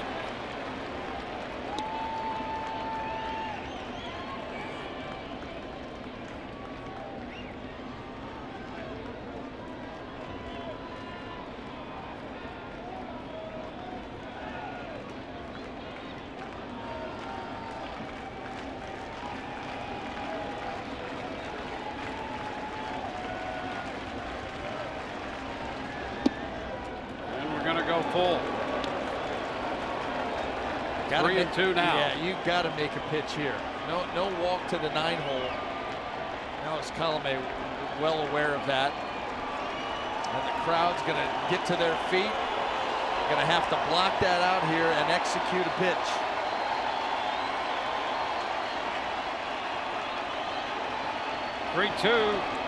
Strike three call. He got him. Bradley Jr. caught looking for the second out.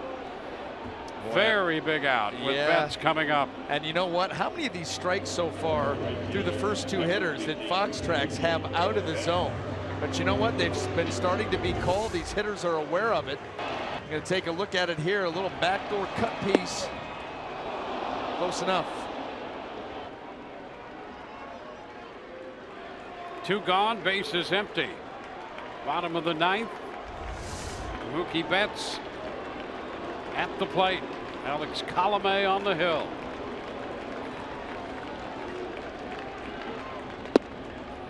That's a strike.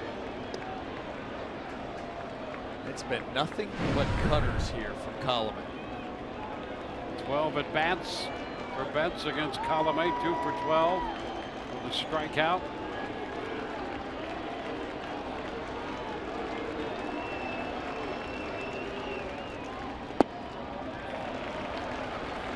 It's 1-1.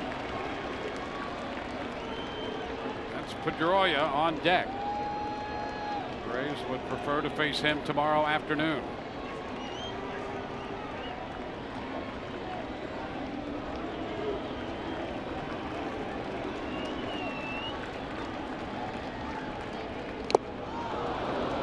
One and two.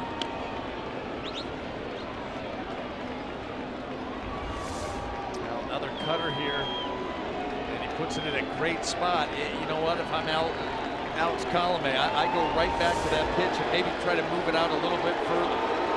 1 and 2. That's one of the best 2-strike hitters in the game. 1-2. Shot toward left center field. Kiermaier cutting over. Rays win it. Kiermaier runs it down in left center field to end this one. Fly ball out the bat of Mookie Betts, and the Rays hang on to win a game 5-4, a game that